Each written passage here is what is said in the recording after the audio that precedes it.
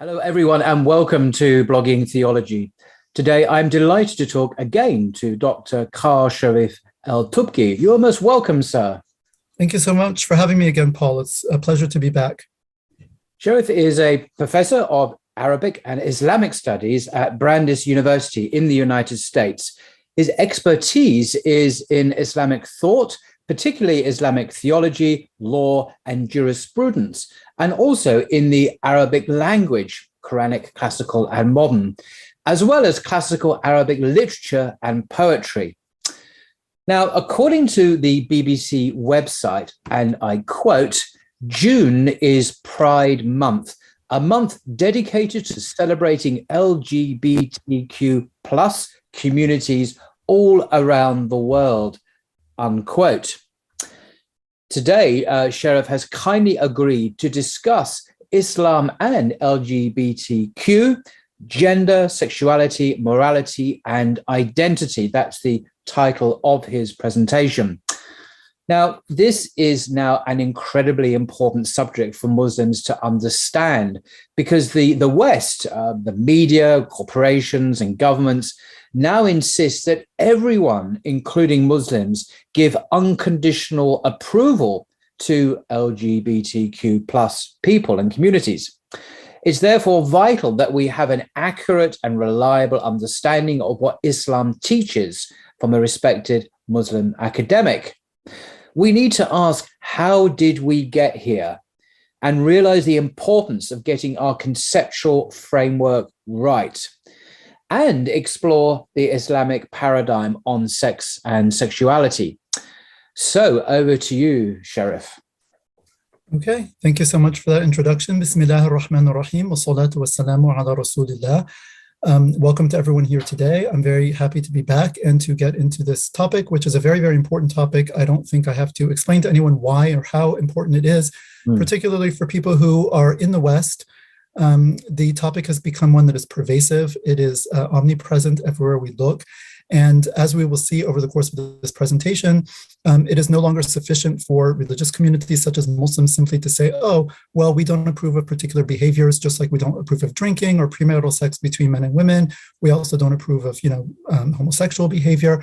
The discourse on the topic has shifted so radically and so quickly over the last couple of decades that, we're basically playing on an entirely different playing field right now. And there is a whole set of deeply embedded assumptions which have conspired to make this issue something that is very, very different from a simple judgment as to what is, say, halal or haram in terms of behavior. Of course, according to Islam, essentially that's, what we're dealing with when we're talking about particular behaviors. But there is so much more to the issue than that. That it is no longer sufficient for Muslims just to stop there, both in terms of explaining our position and our religion, frankly, to those who are not Muslim, and increasingly also within our own ranks, particularly among our youth who have grown up in the West or in Westernized environments. As we will see, the contemporary LGBTQ discourse is basically, it's put out as a moral discourse. We are given to understand that this is a question primarily of equality, of dignity, of human rights, and so forth. And that if one does not approve, for example, of particular kinds of behaviors or relationships, then one is actually opposed to all of these things that are otherwise wonderful. I mean, the Prophet, peace be upon him, said, "A'ti kulli dhi haqqin haqqah," give every person his due right. So we believe in giving people their rights. We believe in justice. Justice is very central to Islam. It always has been. But the discourse is put across that defines justice and equality and rights and compassion and dignity and so forth in very specific ways, which actually are at loggerheads with Islamic understandings of these concepts and also make mincemeat, frankly, of traditional Islamic understandings of things like gender, sexuality, sexual moral norms, and so forth. And so we really need to dig deep in order to have a proper conceptualization of what it is that we're actually dealing with today. Very often you have a westernized young Muslim person going to a sheikh from quote unquote back home, a traditional Muslim country, and asking the sheikh, oh, I think I'm gay, or what does that mean? Or can I? And the sheikh doesn't just says, oh, it's haram. And the child, the youth is asking about an identity, is asking about feelings, is asking about a political orientation, is asking about many different things. And the scholar is just understanding, oh, he's asking about sodomy, can he have anal sex? Like, oh, in the Sharia, that's haram, end of story. And there's kind of a complete miscommunication because they're coming from two completely different, what are now completely different paradigms of looking at, again, sex, sexuality, gender interactions, morality, what human beings are and what it means to be a human. So we're going to dig deep and get into all of this. Before starting, I just want to tell people this is going to be a lengthy presentation. There's also a lot of detail. There are a lot of slides, and the slides have a lot of information. It is necessary, I think, given our circumstances, to take the time to go through and to really understand these issues very deeply and precisely with the proper conceptual vocabulary and the proper terminology. And that is why Paul and I have decided to give it its due and to really take the time that's necessary. In addition, I have asked Paul to post the slide deck to connect it to the presentation so that it will be publicly available. Anyone can, download it as a PDF, to use it, to review it, to use it in your own teaching or halaqas or study circles or whatever. I think it's just important that the knowledge get out and that people have access to it. Yeah, so, I think it's going to be an outstanding resource for the coming months and years for people to come back to. It's going to be detailed, thorough. The presentation, the slides are very professionally produced, obviously from an expert perspective. So I think this is a wonderful opportunity to set the record straight. No pun intended. Right. Okay. All right. So without further ado, so the title of the talk, as Paul mentioned, is Islam and LGBTQ, Gender, Sexuality, Morality, and Identity. LGBTQ is enclosed in parentheses here, or square quote, in quotation marks, because I will be problematizing the term itself and the conceptual baggage that underlies it. And again, that's very important to the work that we need to do. So if anyone wonders why that's in quotation marks, that is the reason why. I'd also like to say that this talk today is a kind of expanded version of a talk I gave about 1.5 years ago online to a community in Houston, Texas. That talk is, if you go on YouTube, you will see it, and it has the title Gender, Sexuality, Morality, and Identity in Islam. And it's based on the same slide deck, except this deck is somewhat expanded. And so this would be, presumably the go-to lecture, once it's out. Yeah. If you come across both of those, this would be the more updated and the more expanded version. Yeah. Okay. All right. Good. Great. So the contents, we're going to first start by setting the stage. Now is June, the month of June, which has been identified or billed as Pride Month in many countries in the West and also other parts of the world. So we want to just look, how where we are today in the year 1443/2022, and then how did we get here? And then, as Paul mentioned, the importance of our conceptual framework. This is absolutely critical. Because as I already mentioned, the language that we use and the conceptual framework that we bring to bear on an issue are absolutely critical in terms of how we conceptualize and therefore judge that issue. And again, so many changes have taken place deep beneath the surface of our conscious understanding that we have to do a lot of digging and also expend a lot of effort in order to understand how we are really dealing with two very different conceptual paradigms now when we talk about Islam and an Islamic worldview in general, and on sexuality and gender in particular, and the kind of modern, Western, secular, modern / postmodern now worldview on the other hand. These are two very different kind of approaches, ways of looking at the world, ways of construing reality that depart from very, very different and often kind of diametrically opposed assumptions. And I think the more we realize that, the easier it will be for us in our own hearts and minds to kind of navigate some of these differences of opinion and clashes, frankly, which arise and will presumably continue to do so on this issue and others. And so after we talk about that, we will get into the Islamic paradigm on gender, sex, and sexual morality in general. And then we will go into homosexuality and transgenderism in particular. And we will do that from two angles. We will look at the kind of moral Shari'i considerations, so kind of what Islam teaches, what the Sharia says about particular actions. That's kind of from a sort of objective perspective, if we can say, the way things are in and of themselves regarding the moral valuation of particular acts. And then we will also look at it from the kind of subjective perspective, what about Muslims who find themselves dealing with same-sex attractions or gender dysphoria or gender identity disorder?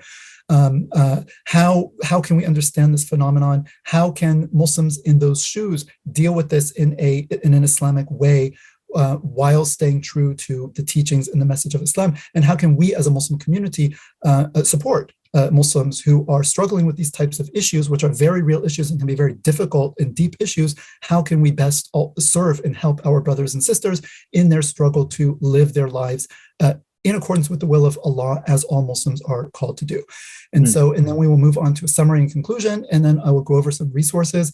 MashaAllah, our community has really produced some great resources over the last just half decade, 4 or 5 years, 5, 6 years, just a handful of individuals, and we'll see them by the end of this. And so I'd like to walk you through some of the resources so that you know where to go after this talk is over, and you want to continue your education on this topic and your engagement with it. So without further ado, I just want to paint a picture of where we are today. Certainly. Yes. Yeah. So in terms of literature, we said that kind of presence of the LGBT narrative is everywhere. And so starting with, say, literature, right, we see a significant growth of LGBT literature that is targeting youth specifically over the past decade. So you have this series called The Lumberjanes, which is a popular comic book series consisting of 75 issues that is directed to teenagers. And the protagonist is a Navajo trans woman, so a biological male who's transitioned to present as female with 2 gay fathers. So this is the protagonist. In the year 2010, there were approximately 10 books published by mainstream publishers for young adults with LGBT characters in them. By 2016, a mere 6 years later, the number climbed to 80. So it multiplied 8-fold in 6 years.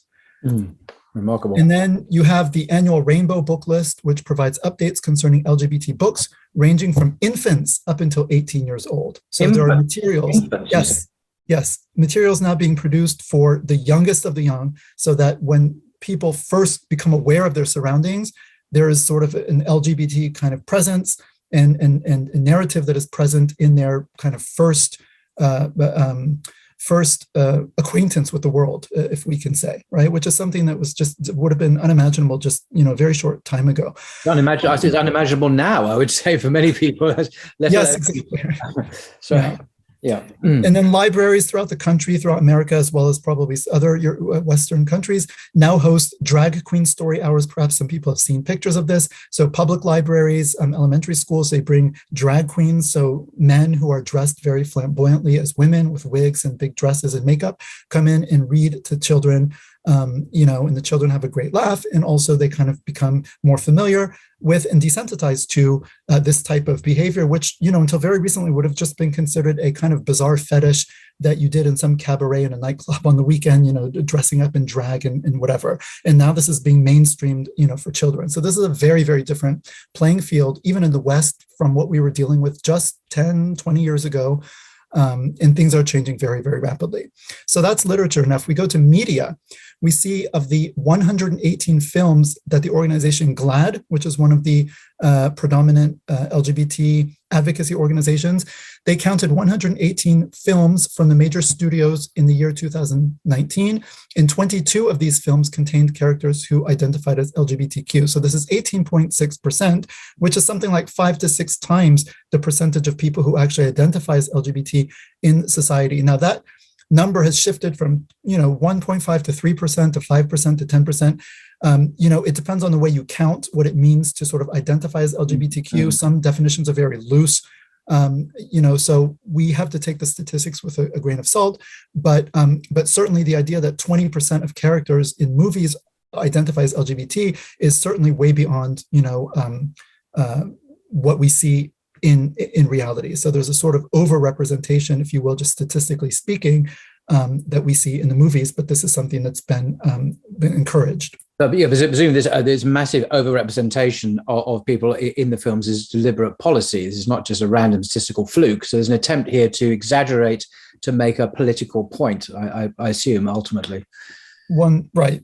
Yes. I mean, whatever the motivation behind it, seems like there is some type of something like that afoot here. So, and then a new database from Insider confirms the existence of more than 250 LGBTQ plus characters in children's cartoons dating back to 1983. 1983 is a long time ago, so I'm assuming the majority of these are probably the last 10, 15 years. But 250 since 1983, which is about almost 40 years. And if you look at the data from 2010 to 2020, especially the latter 5 years, right?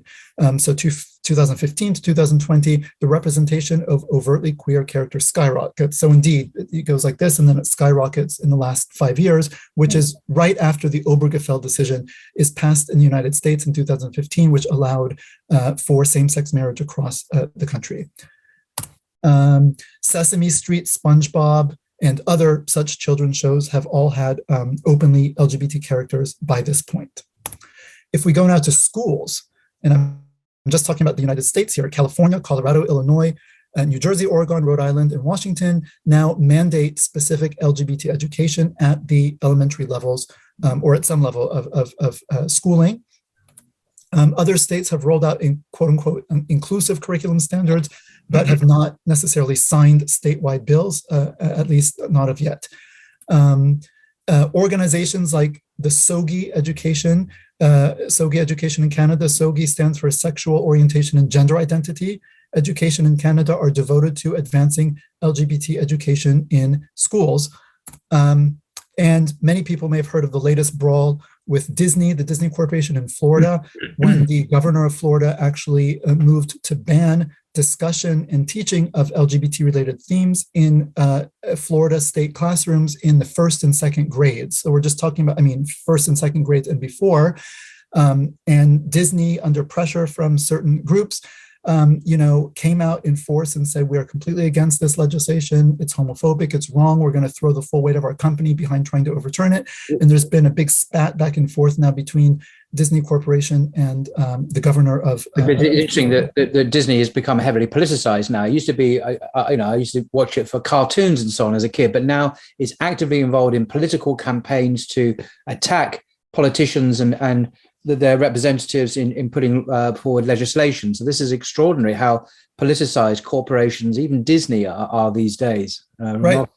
Right. And it's, interesting that you should mention that, because our very next slide, we're going to meet this genderbread person later on in the in the presentation. So we'll come back to him or her, the person. I noticed the brain of this gingerbread. Firstly, the gingerbread man has a brain, which is, I didn't realize they had brains. But anyway, this one has a multicolored brain as well. That surely tells you something. Right. And you mentioned corporations. So, going on to, actually, we'll get to corporations in the next slide, but global affairs. So there's pressure growing now on Muslim countries as well to become, quote unquote, LGBT affirming. And so you can see here earlier this month, in June, Pride Month, the U.S. Embassy accounts in Muslim countries tweeted in support of Pride Month. And you can see here an example, the U.S. Embassy in Kuwait: all human beings should be treated with respect and dignity and should be able to live without fear, no matter who they are or whom they love. POTUS, the President of the United States, is a champion for the human rights of LGBTQI persons. Pride 2022, you are included. And so I'm just wondering, is POTUS also campaigning for the rights of Muslim men of polygamous marriage? I presume he's not, as it's illegal in the United States. I don't recall him campaigning for Muslim rights to have Quranically sanctioned marriages. But anyway, that's just my right, exactly. And we'll come to the, also we can look at the language here, right? All human beings should be treated with respect and dignity. And we would agree with that as Muslims, right? We agree with treating people with respect and dignity. The idea is that how is this understood? What do respect and dignity consist of? And we're going to realize that a big part of the challenge that Muslims face on this issue today is the kind of appropriation of language, very emotively resonant language like respect and dignity, and giving very specific definitions and meanings to those terms. It's loaded. It's loaded language. It's not neutral language, exactly. Descriptive, objective. It's heavily loaded with an ideology. And so it is meant to kind of force you to express that ideology in the very words that's used.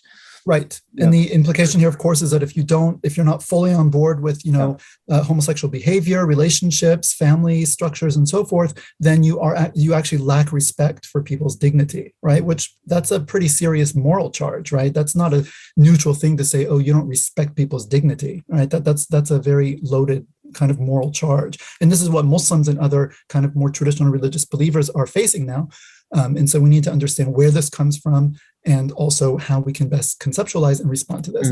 And so this, movement is also now, in some respects, has become a tool of demonization and even oppression. So AIPAC, the American Israeli Public Affairs Council, posted a tweet reading, "Do you support LGBTQ plus rights? Hamas doesn't. Hamas discriminates against lesbian, gay, bisexual, transgender, and intersex people." So the subtext here is that look at those evil, people over there who are not pro-LGBTQ, meaning they are not really part of modern civilized society, and therefore Western public should not support them or be sympathetic to their own struggles and their own plights, right, and their own oppression, because after all, they're not pro-LGBT, right? But the irony here, of course, AIPAC representing Israelis or Jews, the Jewish faith itself, the Jewish Bible, of course, would no way support any of these behaviors. Cross-dressing is prohibited, sodomy is prohibited in Leviticus. So the irony is that this is completely contrary to the very Jewish faith that many of their supporters, being Jews, would presumably support. So there's something very, very odd going on there, that a Jewish organization should advocate completely contrary to the Jewish faith. Right. And, again, we'll see reasons behind that, but you're right that it would seem on the surface to be rather incongruous. Also, certain imams have been banned from entering particular European countries on account of LGBT critical teachings and preaching, right? So if you say that the religion doesn't allow, for example, same-sex relationships or behavior, this is considered hate speech for many people, and so imams have been banned, from speaking in this way. Okay, so global affairs. Now, if we move on to corporations, which you mentioned, Paul, this is something which really surprised me when I first came across this. I don't know if people have seen the Burger King Pride Whopper, which was put out by Burger King in Austria. I thought this was satire. When I first saw this on Twitter, I was convinced this was just a joke because there are satirical organizations. But this turns out to be an actual Burger King advert, believe it or not. Yes, absolutely. You're absolutely right.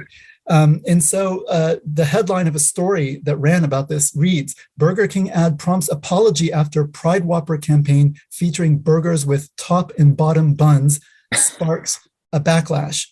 I don't know if people are picking up on this, symbolism here, but obviously you can see the two top buns and the two bottom buns. So it's like same, but also top and bottom is a not very subtle reference to the different positions that are assumed in same-sex, relationship between, basically anal sex between men, where one plays the top role and one plays the bottom role.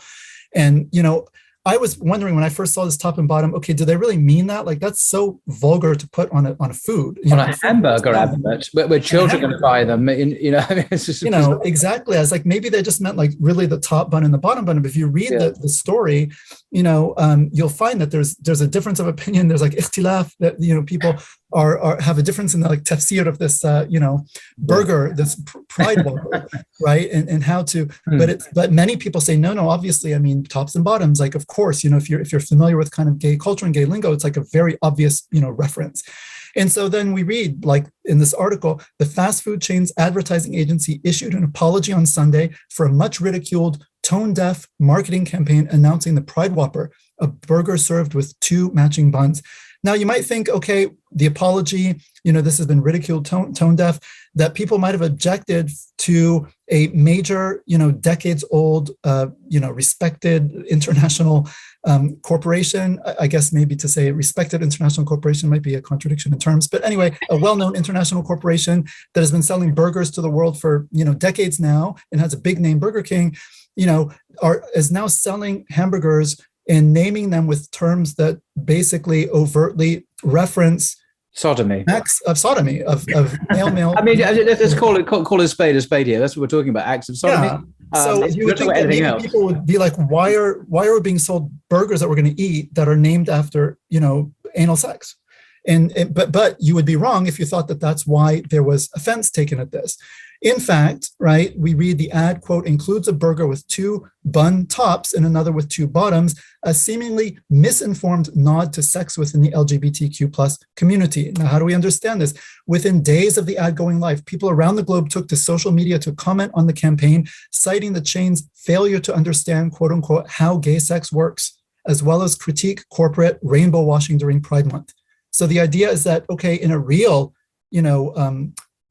relationship, right, you can't have 2 tops or 2 bottoms. The idea is that one person is the top and one person is the bottom. So this misrepresents the male-male sexual act because, you're presenting 2 tops and 2 bottoms. When why don't I get my head around it? So they've been a major international hamburger corporation has been criticized for not understanding the sexual practices of 2 or 3% of the population.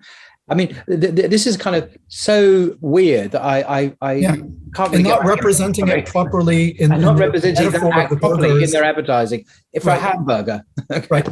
It's a misrepresentation of the actual act, right? Because they don't know how gay sex works, because they didn't do their homework and they didn't consult with the LGBT community on it. And that's why we see how did you do your homework on this? But anyway, we'll go there. Right. So Burger King Austria, apologized. And so the post, they put out a post, and then the post continues, we've learned our lessons and will include experts on communicating with the LGBTQ community for future work, as promoting equal love and equal rights will still be a priority for us. So they've learned their lesson. If you're going to be representing, male sex acts in your food products, you need to do so accurately, and you need as you do. I mean, as you have, you mentioned sodomy when you're advertising for hamburgers. I mean, what's to object to that? And then we see again here, of course, the ultimate goal is a promoting of equal love and equal rights. So again, these terms which, have a lot of kind of emotive baggage, right? Equal love, equal rights, which, once you read that, well, who would be opposed to equal love? Who would be opposed to equal rights? And the idea is like no decent person would be. And if you are, then you're not a decent person, right? You're not a moral human being. And then the last kind of thing I wanted to point out here is LGBT and Islam specifically. Now, this poster that you see here, you can see the date on the bottom is May 17th, 2022. So just last month, this was the International Day Against Homophobia, Transphobia, and Biphobia. And this poster was produced under the auspices of a Canadian university and was displayed within that university and also in a number of high schools in Ontario, Canada. So you can see again, celebrate the power of love, right? The constant appeal to love. And then you see these 2 men about to kiss, a biracial couple, and then you see a couple, a heterosexual couple of color, and then you see a multiply abled couple, so someone in a wheelchair and then a able-bodied person.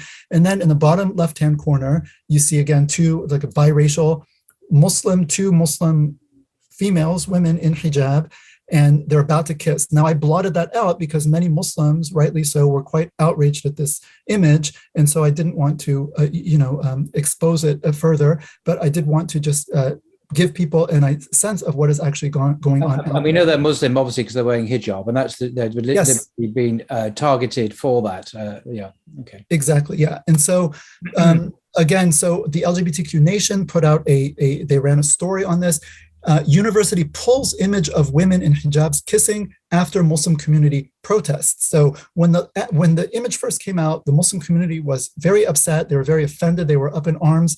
And they started, and one person commenter said, "Shame on you for such an insulting mockery post to my religion." One commenter wrote about the call to, quote unquote, celebrate the power of love. Now, the university in question initially responded to the post by stating that they understood the image might be, quote unquote, upsetting to some Muslims and calling the topic, quote unquote, complex and intersectional, right? But in the beginning, they said they were not going to take it down as the Muslim community continued to protest and to sign a petition, which garnered, I think, several thousand signatures in a very short period of time. They actually eventually pulled it down due to Muslim pressure, which I was actually quite surprised by. Yeah, exactly. I mean, this to me, the remarkable thing about this story, I mean, apart from the sadly predictable poster, is the fact that this major institution, this library, did respond to Muslim pushback on this and decided to take it down. And that is remarkable. I wouldn't have expected that, to be honest, in the West. Right.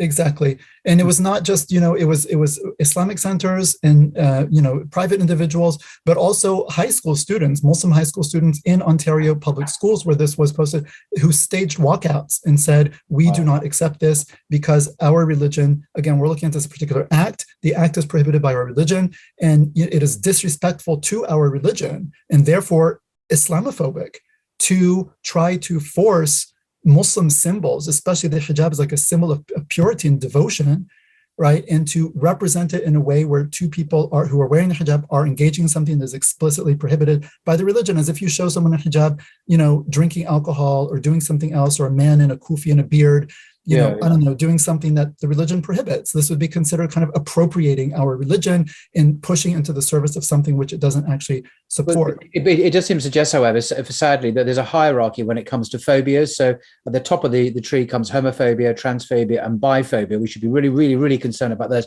Islamophobia is not so important because Islamophobia can be accepted as long as it's in the service of International Day Against Homophobia, etc. There seems to be a hierarchy here of people you can offend. Exactly, yeah. And the LGBTQ Nation article, it sort of ends dutifully with this statement, and we will see the degree of truth or untruth of the statement as we go through the presentation. But they say Muslim culture isn't inherently anti-gay. The Qur'an says nothing about homosexuality, unlike the Bible.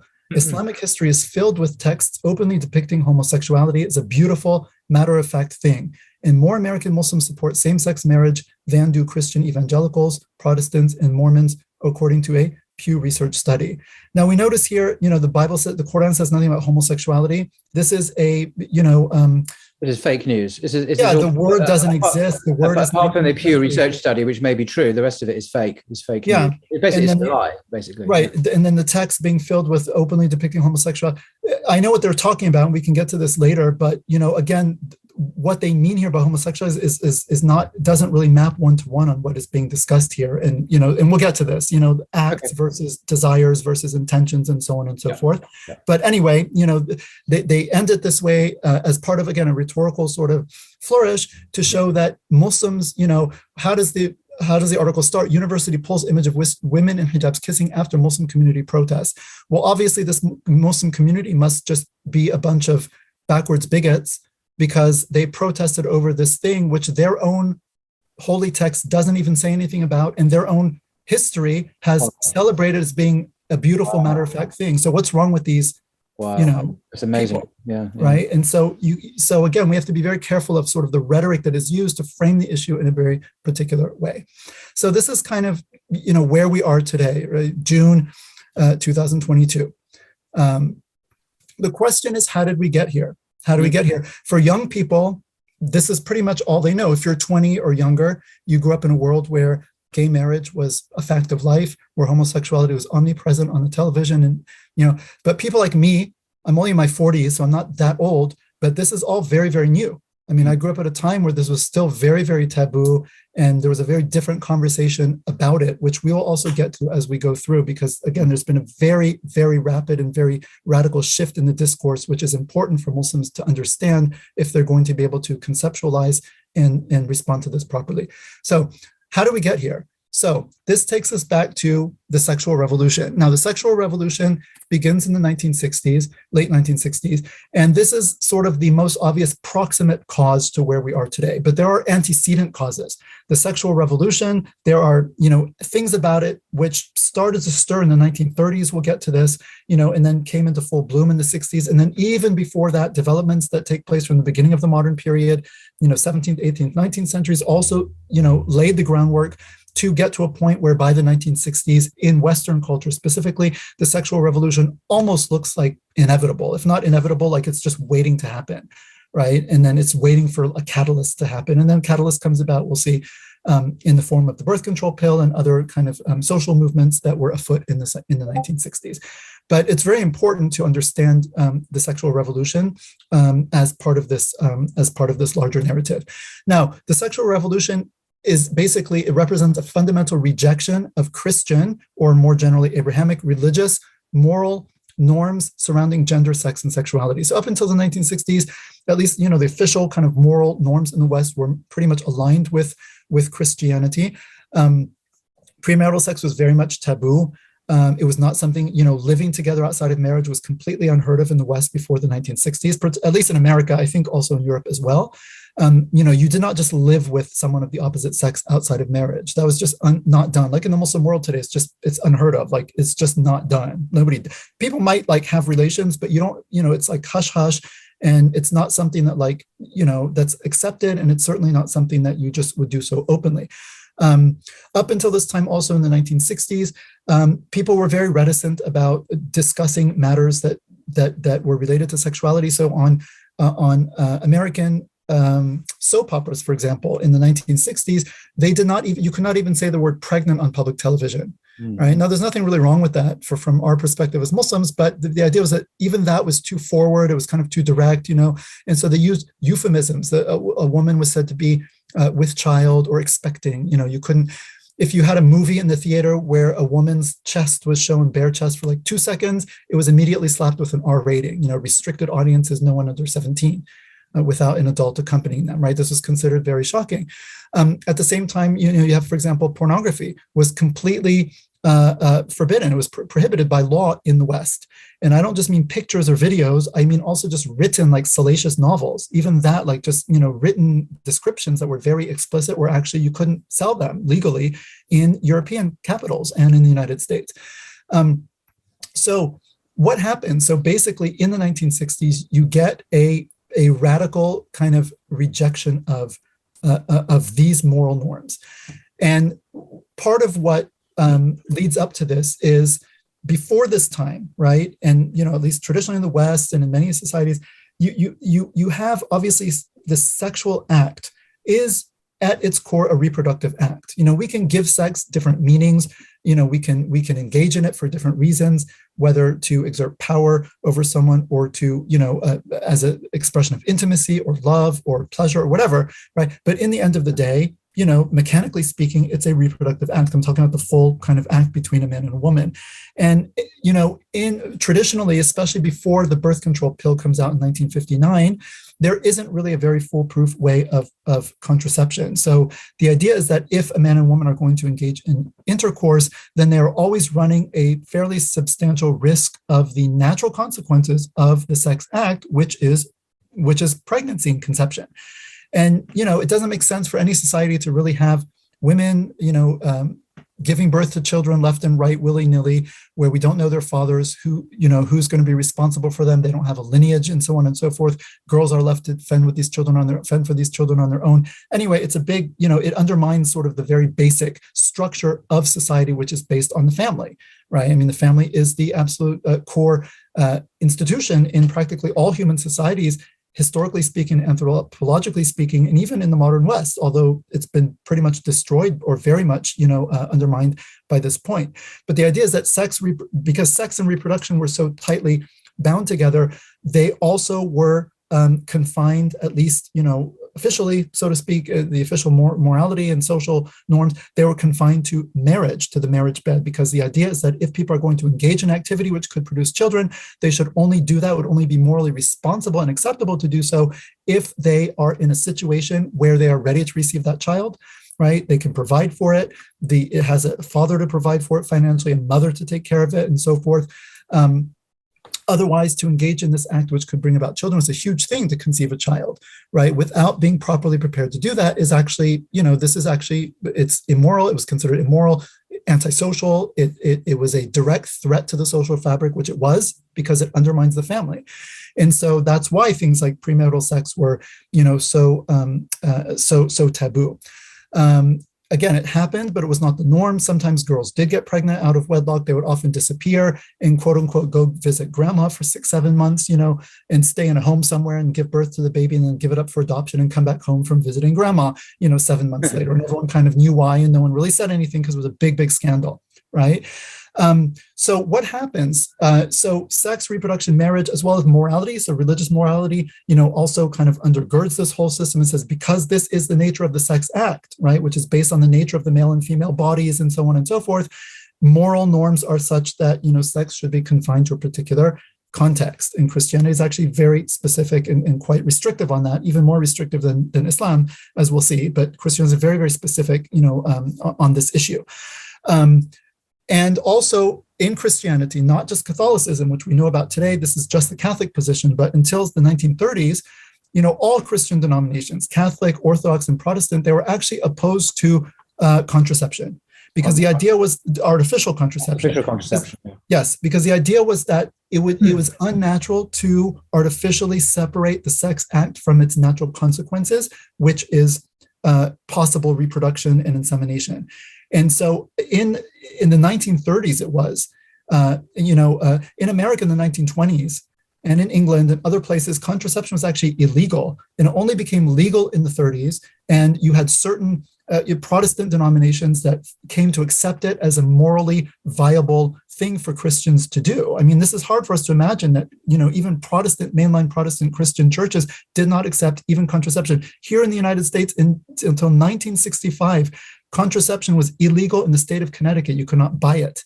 Wow. Right? Now, again, for us as Muslims, contraception is actually legal, and for a married couple. I mean, sex is only legal for a married couple to begin with, but it is actually we do have more latitude on that as Muslims than the traditional Christian position. But at least in the West, this kind of acceptance of artificial contraception is, I guess, the beginning, you could say, of the beginning of the separation between kind of the sex act and what tends to be its natural outcome. And then, what kind of contraception did they have in the 1930s? It wasn't necessarily that reliable. You had condoms, they were not very good. But the game changes radically in 1959 with the birth control pill. So the birth control pill is first marketed, maybe 58, but I believe 1959 anyway.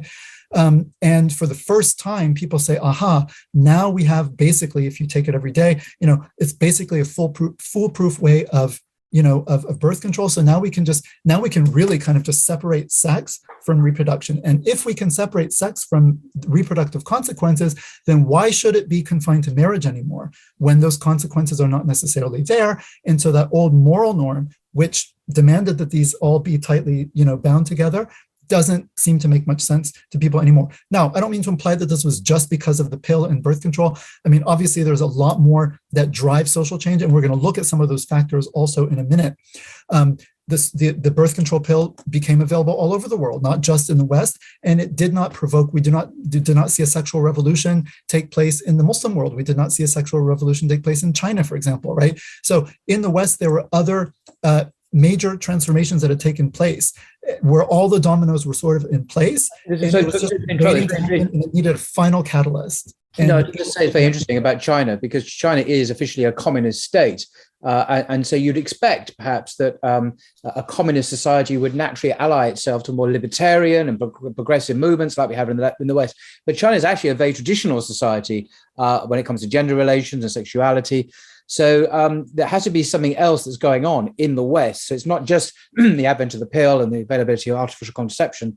There are other factors at play, because these are also been available in China without the social revolution that has happened in the West. And I think it's very interesting that a communist society can still be very traditional, and a capitalist society in the West can be very extremely individualist in its approach to relationships. Well, capitalism and individualism anyway, they go hand in hand from the beginning, right? So that's and what you say is very true. And also, so I can stress that, so far I've just given kind of purely sociological reasons as to why, kind of premarital sex was considered so taboo before.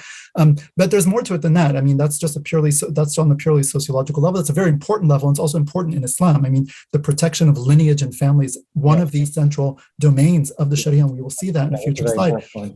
But also there's just pure moral considerations, right? Because what we do with our bodies, the way we behave, how we act, it has an effect on our souls, on our immaterial souls. It has an effect on our human dignity. It has an effect on our relationship with our Creator, right? It goes beyond just pragmatic. So because so much of this had taken a hit in the West, in the traditional religious world had been undermined, right?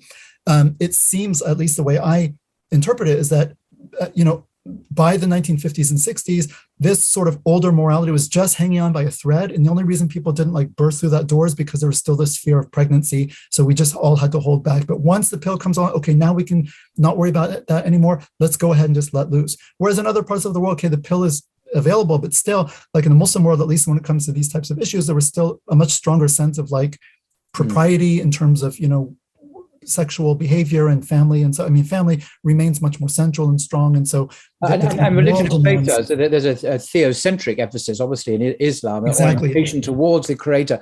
And in the West, that has virtually, completely, I would say, vanished, where there's a great emphasis on the dunya, on the nafs, on individual desires and pleasures and so on. So for me, it's ultimately an existential or metaphysical question that about the existence of God and a religious vision of life, and to whom one owes one's allegiance and one looks to for guidance and how to live one's life. And the West now has chosen a completely irreligious secular path. But of course, Muslims by definition haven't, and they still retain that fundamental vision of life as orientated to the worship and following of God. And of course, that is stable and enduring and leads to success in this life and the next. The West doesn't. It's a dead end, I would argue. It no longer has a vision to pursue anymore. Right. That's very beautifully said. MashaAllah. Very nicely said. And I agree, 100%. You agree? That's good. Yes, with what you said. Yes. So great. So moving on. So what we see then, so the separation of sex, reproduction, marriage, as well as morality. So these were tightly bound before, both by, kind of nature, the nature of the act, as well as, by morality. But now, as of the sexual revolution, I always say the sexual revolution comes like splits the atom, and these 3-4 things, they just all take off in their own direction as free floating variables. So sex is now just its own thing. It's not tied to reproduction anymore, not tied to marriage, not tied to morality or what God has said or legislated, right? Now we can make of it whatever we want. Okay. And so this is also important in the sexual revolution. And we will see in the next slide. So this idea of separating these 3 things is very, very important. We're going to keep coming back to this over and over again over the course of the talk. And also there are 3 other things which are separate, which the West then amalgamates, which is also very problematic. And we'll see that and come back to it several times, but we'll get to that in the next slide. So what is the fallout of this? What is the fallout of this? The sexual revolution, we said, brings about basically a wholesale rejection of Christian moral norms. For the first time, people start openly. When I was young, they called it shacking up, right? Which was a boy and a girl, man and woman living together outside of marriage. I mean, I was young when that was still very, very new. And I remember people saying, oh, they're shacking up, they're living in sin, or, oh, it was something very novel still. And many people were like opposed to it because they thought, well, that's not right. And people used to think, oh, okay, many people thought, no, you still have to be married to have sex. Other people, well, no, you don't have to be married, but you have to be in love. And then other people, and then slowly but surely, like it doesn't even take that long, marriage leads to quote unquote just love and commitment to, well, okay, well, as long as you consent to it, no problem, right? So by the 80s or whatever, you go like very slippery slope very quickly. It's just like nothing matters anymore but consent. As long as the people are not being forced and they consent, there's no more specific moral code or any specific moral standards that apply to sexuality qua sexuality, right? So there is no sexual morality at all anymore in the modern. It's just consent, which is a complete disaster and has nothing to do with Islam. I mean, it's nothing. The Islamic paradigm is completely separate on this issue. But this is kind of the world that we are living in. Okay, and so what are some of the fallout of this? So we see in the wake of the sexual revolution, we see a huge increase in divorce, which also was very taboo in the West, and in fact illegal also in some places. Yeah, that's true. We forget how taboo divorce was and how rare it was, even within our own living memory. But now it's kind of, no fault divorce, not a problem, or almost the disposable relationships now. And the idea you may go through serial monogamy, as some people call it. So we're against polygamy. Polygamy is a really bad thing. But serial monogamy is okay. So you're having multiple partners, but just in a slightly different way. But that's acceptable, but polygamy isn't. Right. And I remember, again, growing up just in the 80s, I think when I was in 3rd grade, there was one kid in our class whose parents were divorced. And that was like a big deal. Like, oh my gosh, it's so rare. And, 10 years later, everyone else's parents were divorced too. And then also new at that time, right, is children, because of course with the sexual revolution, part of it in the 60s was also second wave feminism and this push for women to leave the home and to, sort of prioritize career over family and kind of, be on a par with men sort of in the public realm and so forth. And what this led to is that now you have empty homes because the man is out working, the woman's out working. So for the first time en masse, especially in like the middle classes and upper middle classes, of course, in the poor classes, women have always worked because they've had to, but in these other classes where women, before could stay home, be supported, you find now children for the first time coming home now after school and no one's there. And we had a name for that back in the 80s, which was latchkey children. And probably the younger members of our audience won't know that term, but we knew that because that was a new thing. Again, in the 80s, latchkey kid was a kid who was dropped off by the school bus at 2:30 or 3 and went home and actually had a key to his house and had to like open it on his own. He's a latch because there's no mother there there's no mother in the home anymore. So it's a latchkey kid. And that latchkey kid phenomenon was something very new. Anyway, so you see also a huge uptick in divorce. Let me go back to my slide here. You see a huge uptick in divorce. There's a demise of the nuclear family. And this brings about with it huge social dislocation. So there's an immense rise in fatherlessness. Obviously, when people divorce, they don't often stay in the same location. Men sometimes, just abdicate all responsibility and take off. They're not really bound anymore by the marital bond or legally bound to the woman and child other than to sort of pay, alimony and child support. But in terms of being present, there many homes don't have fathers. And there have been so many studies on how disastrous it is for children, both boys and girls, not to have a father, right? And we live in a society which demonizes men, right? But men, the presence of a man in the house, I'm not saying, some men are tyrants, but in general, the presence of the father in the home, a strong father figure is very, very critical for the health of children and the stability of children and therefore of society, right? And so this rise in fatherlessness is correlated with a rise in delinquency. Yeah. Also, of course, a rise in single motherhood, and then also single female poverty, because it's these single mothers who are left with these kids who are often left fending for themselves, working and trying to raise them at the same time without the help of a father, materially and also sometimes financially as well. Anyway, so you have a lot of, and so when you look at are families perfect? No. Are we saying that, okay, before the 1960s, everything was hunky-dory and of course not. The idea is that the world is not perfect. This is not Jannah, it's not paradise. But the question is, what is the arrangement that is going to lead to the greatest amount of kind of human success, possibility of human flourishing, both again, physically, but also emotionally, morally, spiritually in this life and the next? That's what Islam is going for. And the idea is that a strong, stable family unit is absolutely critical for that. It's critical for the stability of society and the health of society in aggregate and for individuals. And because sexuality is so tightly bound, we'll see this later on too, because it's so tightly bound to the family system, that is why norms surrounding sexuality are so stringent. And really any society, I'd say sexuality is so central to who we are as human beings, right? And this is also a big part of the LGBT discourse, so central to who we are as human beings, individually and collectively, that no one is really truly nonchalant about it. Whatever moral norms you or your society hold about sexual norms, you tend to feel them very deeply and very viscerally. So if you grow up in a society where monogamy is the norm, or heterosexual norm is the norm, and so forth, like in the West until recently, then you have like a very strong reaction against things like homosexual. It'll just seem like very bizarre and very weird and very like wrong. Now, if you grow up in the contemporary West, where homosexuality and heterosexual have been equated, and all of the relevant differences between them have been done away with or denied or whatever, and you don't see why there should be a distinction, you're going to feel really strong about why you discriminating against, same-sex relationships.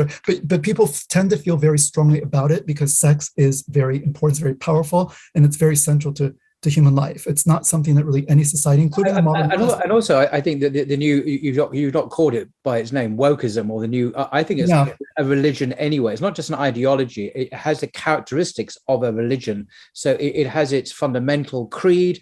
It has its sinful aberrations. You're not allowed to commit heresy, in other words, disagree with it.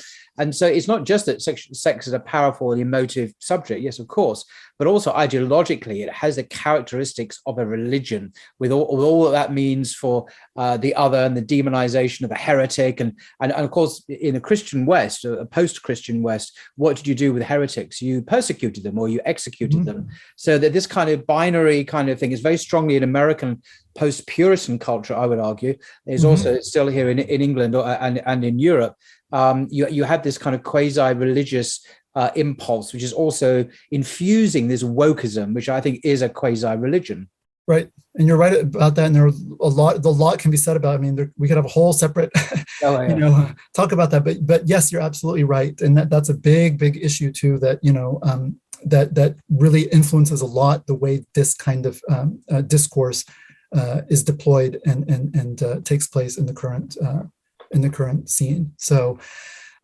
Yes. So back now to this. So, all right. So what does this have to do with LGBT, right? What does this have to do with LGBT? So the idea is that, it is in the midst of the sexual revolution and the rejection of the traditional norms and the breaking up of sex from reproduction, marriage, and morality. It is in this sort of, context that something like that you see a rise in the visibility and prominence of homosexuality and gay rights, or the gay rights, or the gay liberation movement, which basically rides on the coattails of the sexual revolution. Because again, think about it, if sex is now its own thing and is not necessarily tied to reproduction, marriage, and religious morality, then again, so what is it about? Well, it's about pleasure, it's about, relationships, it's about fulfillment, it's about romance, it's about, a lot of other things. And if that's really what it's about and not about these other things, then, okay, well, two men can love each other, or two women, and, all of those other things, they seem to apply more on a par, right? If you take the reproductive and the family and the traditional morality aspect out of it, all of a sudden, homosexual and heterosexual relations seem to be much more commensurate. And so people start to see, well, okay, well, why should we accept one and reject the other?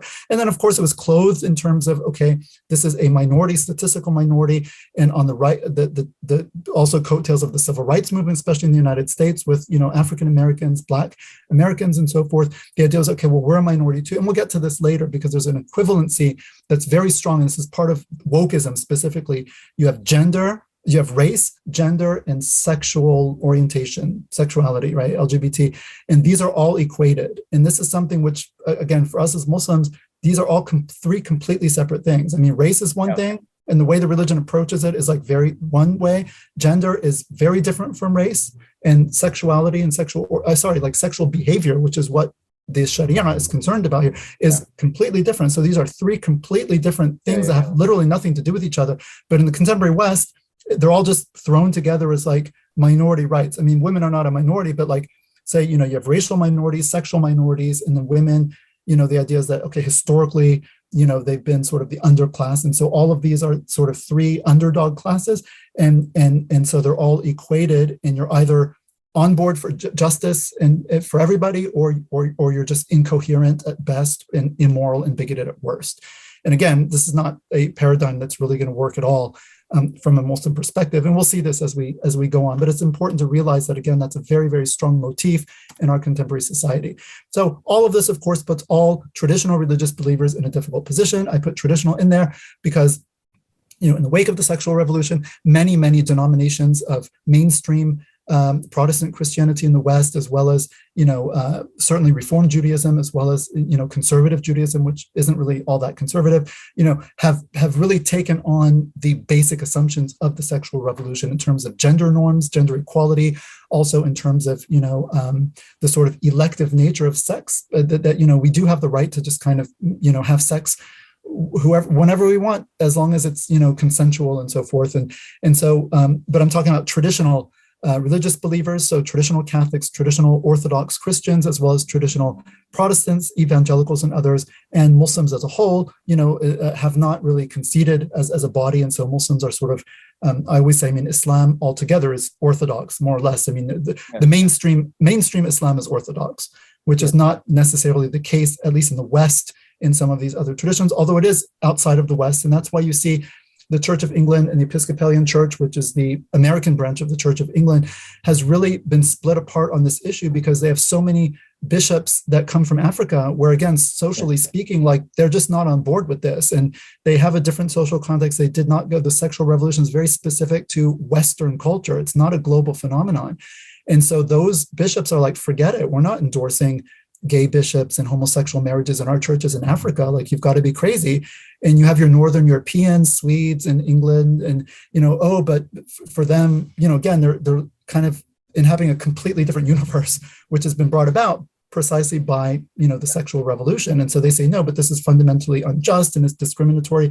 And again, it's totally incommensurate. The paradigms, it's just like talking right past each other. And this is really why it's so important to have this conversation.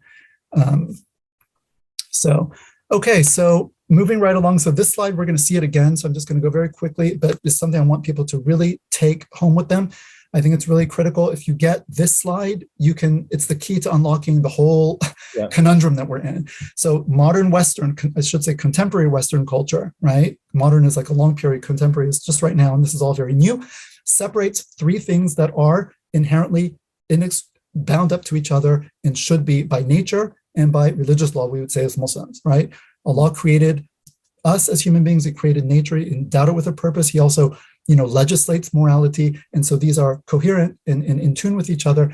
And by both the nature of reality and by religious law and norms, sex, reproduction, marriage, and morality should be bound together. Now, I want to say that also as Muslims, we do not, Islam is the middle position. And I think from a Muslim perspective, traditional Christianity is comes across as a very, what they call sex negative religion. You have Augustine in the 4th century, right, who was a licentious man before he became a Christian. But once he became a Christian, he was so disgusted with his previous life of profligacy that he took a very, very negative view towards the body, towards sexuality. Also, there's a very heavy Platonic and Neoplatonic influence, which also very much downplayed kind of the materiality in favor of pure spirituality. And so Christianity... I think you're right. Augustine was much more influenced by Neoplatonism, the Hellenistic Greek philosophy, than by the Hebrew Bible, which doesn't have any of these inhibitions. The Hebrew scriptures, the Jewish Bible, in other words, doesn't have any of these sex negative. I mean, the Song of Songs, for example, in the Old Testament is very erotic, actually, almost obscene for some people. But for him, he was much more influenced by Greek philosophy, which with its denial of the body, seeing the body as a prison, and so to be really close and transcendent, you had to deny the carnal nature, the sinful nature, which inevitably meant sexuality. So yeah, absolutely right. And Augustine's influence over the Western Church has been phenomenal, absolutely phenomenal.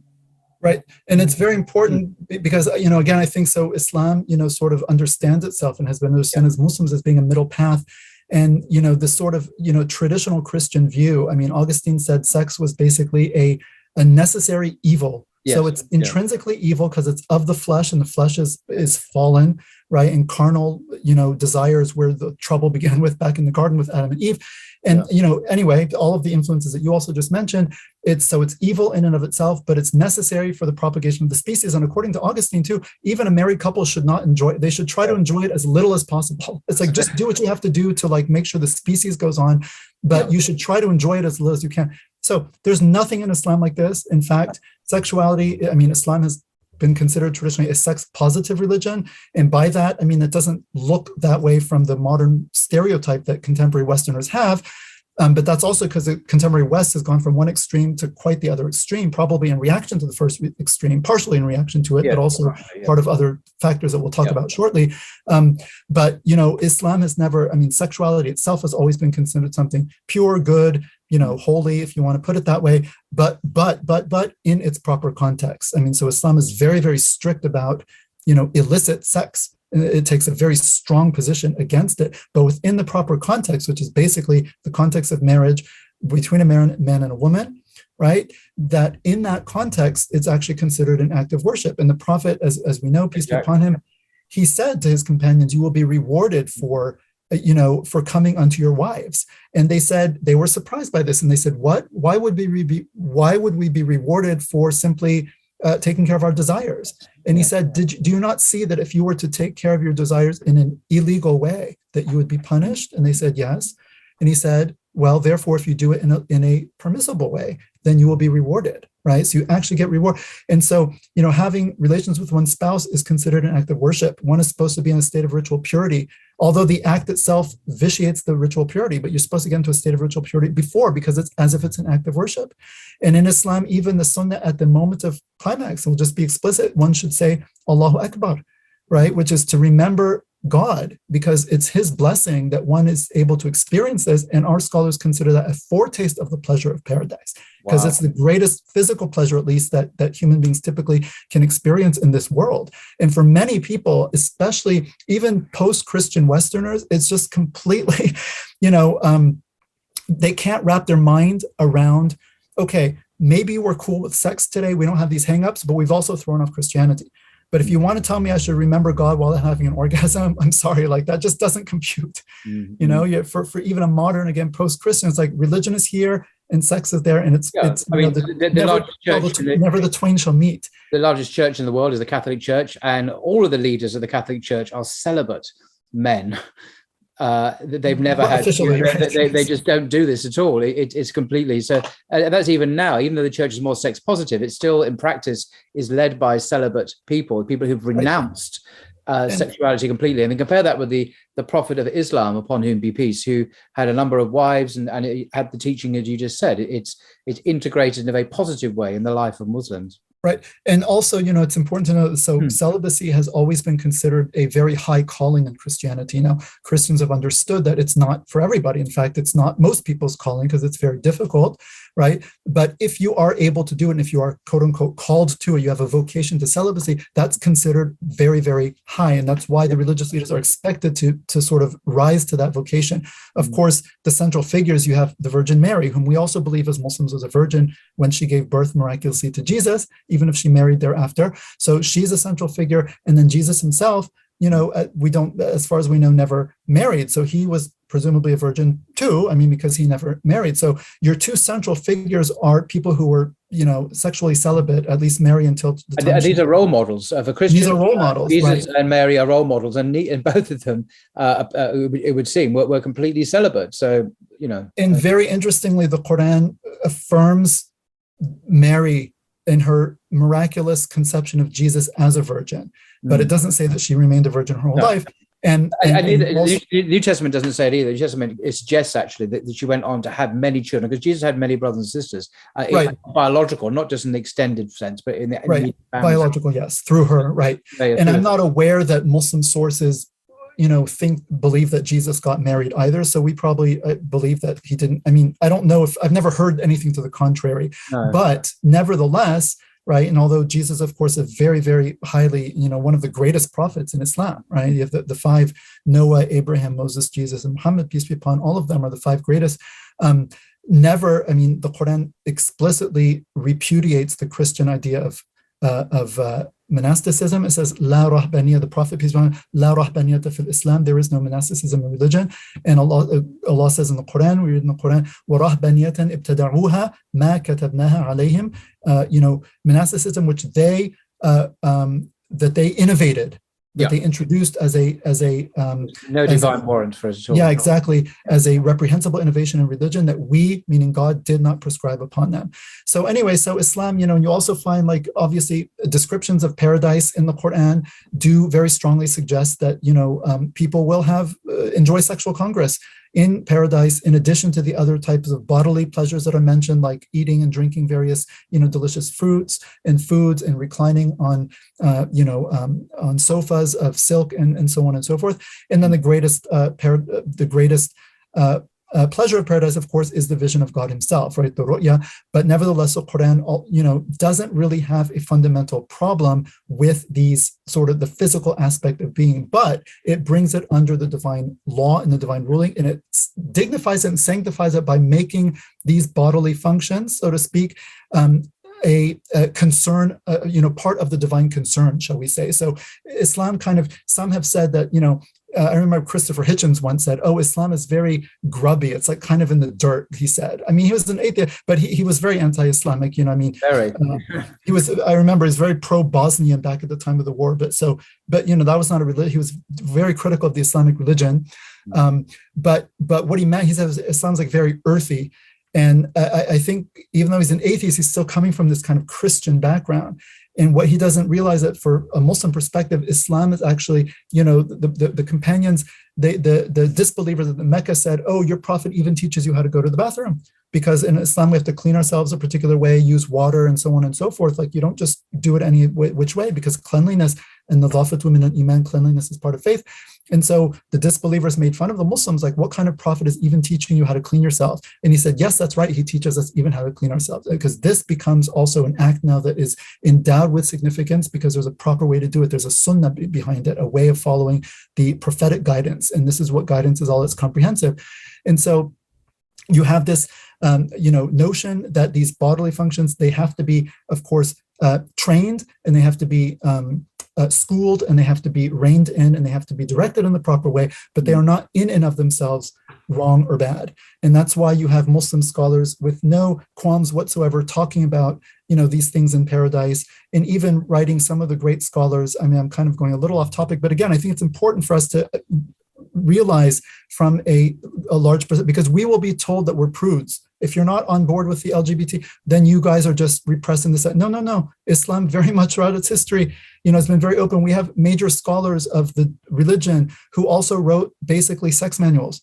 I mean, not just about fiqh, the rulings of it, but how to actually pleasure your spouse and yourself in different positions and so on and so forth, written by religious scholars. This is part of their scholarly output. It's a completely legitimate, subject of inquiry. No problem whatsoever, but within the proper context. So Islam has always had that middle. I think the Christian perspective was so anti-body, anti-sex, also, I think maybe, quite anti-woman in a lot of respects too, with, Eve was the one who brought sin into the world and so forth. There's nothing equivalent like that in Islam, right? That it went from that to like, sort of the other extreme. And we see that now. But, as Muslims, I think, again, Muslims, especially in the current Western environment where we are compared to the current environment, we are very strict and quote unquote like prude. I mean, prude, it doesn't necessarily have to be a bad word, but very restrained. And we have a stern sexual morality. Absolutely. And it's central to our religion.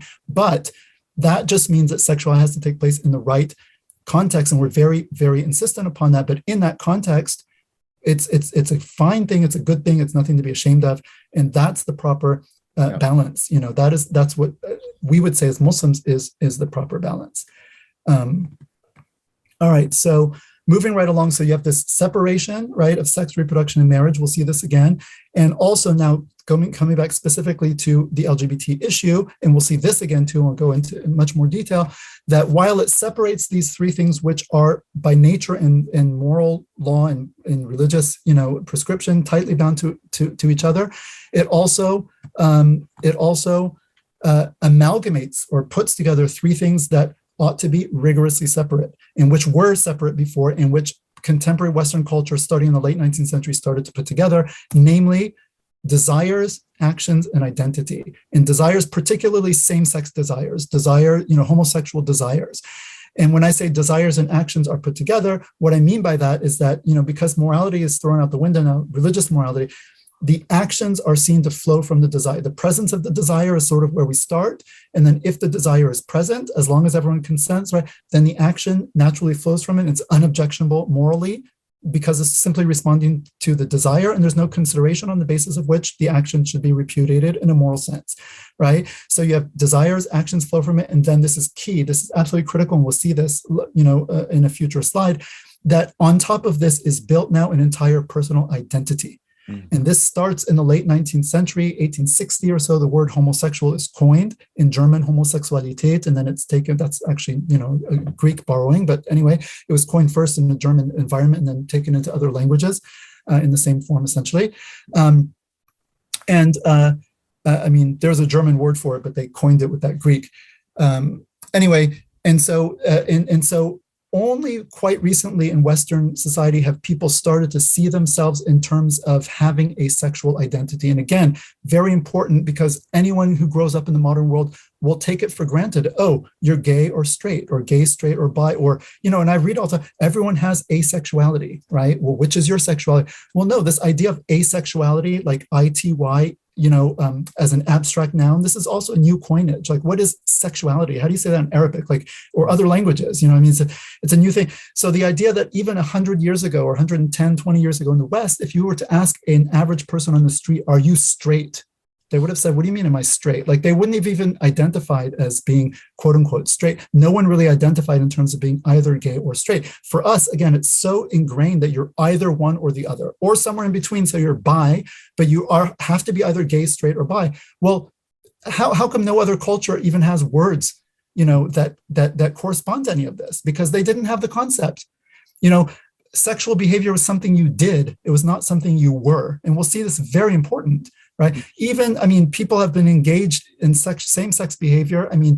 It's attested throughout history, and we can see it. And we know it goes back at least to the time of the people of Lut, right? And it's in Greek culture. You find it also in Muslim culture. If you look at the actual, culture, of course it existed. It's practically universal, not totally, but practically universal. There seem to be some tribes that don't have a concept of same-sex behavior, but it seems to be quite rare. But the idea is that this was something these were things that people did. It's not something you were.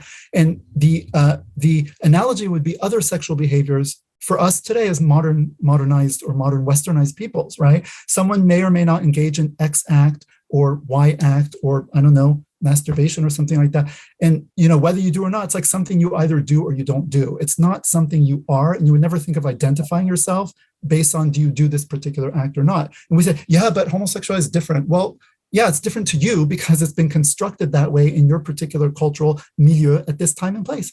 But even in the West, until quite recently, no one thought in terms of, of sexual. There was no such thing as a sexual identity. It's all very new, and it's all very culturally contingent, historically and culturally contingent. It's very important for Muslims to understand, because forces in the West, right, they present this as something that is universal, that is just natural, that is just the way things are. And if you're not on board with this, then you are simply, you're unnatural. Like you're going against just how things are, and you're denying reality. And you say, listen, you can only go back a little bit. And even in your own culture, you have no such conception of this. And so by what fiat, by what right do you sort of, have the fiat to just say, well, this is now a universal truth? Okay. Anyway, let's go on, because we have a lot to do, and I want to make sure we can get through this. Yeah. So very quickly, so the sexual revolution, I said, is the most important kind of, and the most proximate cause of where we are today. But the sexual revolution itself has antecedents. And again, important for us as Muslims, we're trying to get a large conceptual and historical view of the issue so that we can understand them in their proper context and as deeply and as accurately as possible. So sexual revolution has antecedents, right? This goes back to, you could say, the rise of sort of the modern period, 15th, 16th century, 17th century, particularly with the scientific revolution. Again, I'm not going to say much on this. At the bottom of this slide, you're going to see a talk I've given on these things in much more detail, so I'll refer you to that.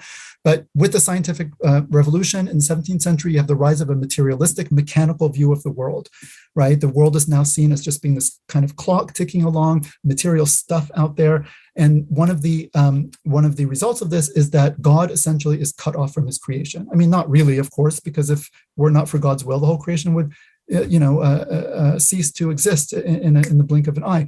But in people's minds, right, in their worldview, they no longer see God's hand in his creation, right? Whereas before, there things were created with a purpose, and they were given a teleology, a purpose by God, and they were seen to have a particular nature that was imbued, through divine agency and so forth. The universe as a whole, as well as human beings collectively and individually. And this starts to fall by the wayside in the Western consciousness with the rise of a kind of materialistic and mechanical worldview. So you have a loss of inherent meaning and purpose, right? And this is important because if there's no meaning out there in the world, there's no intrinsic meaning, no inherent meaning, and there's no inherent meaning in human existence or my personal existence, then either you live in a world without meaning, which is one of the main themes of modernity. How do we grapple with kind of the meaninglessness of it all? Which is why I have so much absurd art and pessimistic art, because people are really staring this meaninglessness in the face, right? So either there is no meaning, or whatever meaning there is, because there's no meaning out there that's been put in it by a creator God, the only meaning that there could be is something that's self-generated. I generate the meaning and I impose the meaning. And that goes back to why we say now, as of the sexual revolution, okay, the male body and female body, they don't mean anything anymore.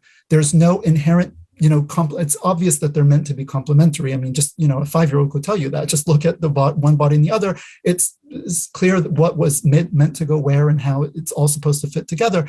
But the idea is that there is no more, this is not seen as like intended or endowed with like an inherent purposefulness or teleology or nature that, that to violate would be a moral violation, right? Your body is just stuff, and you inhabit it as this immaterial mind, and it's up to you to like, run your stuff however you want, do with your stuff whatever you want, and to give whatever meaning to your stuff and what you do with it that you want to, right? So you're just sovereign to kind of impart meanings.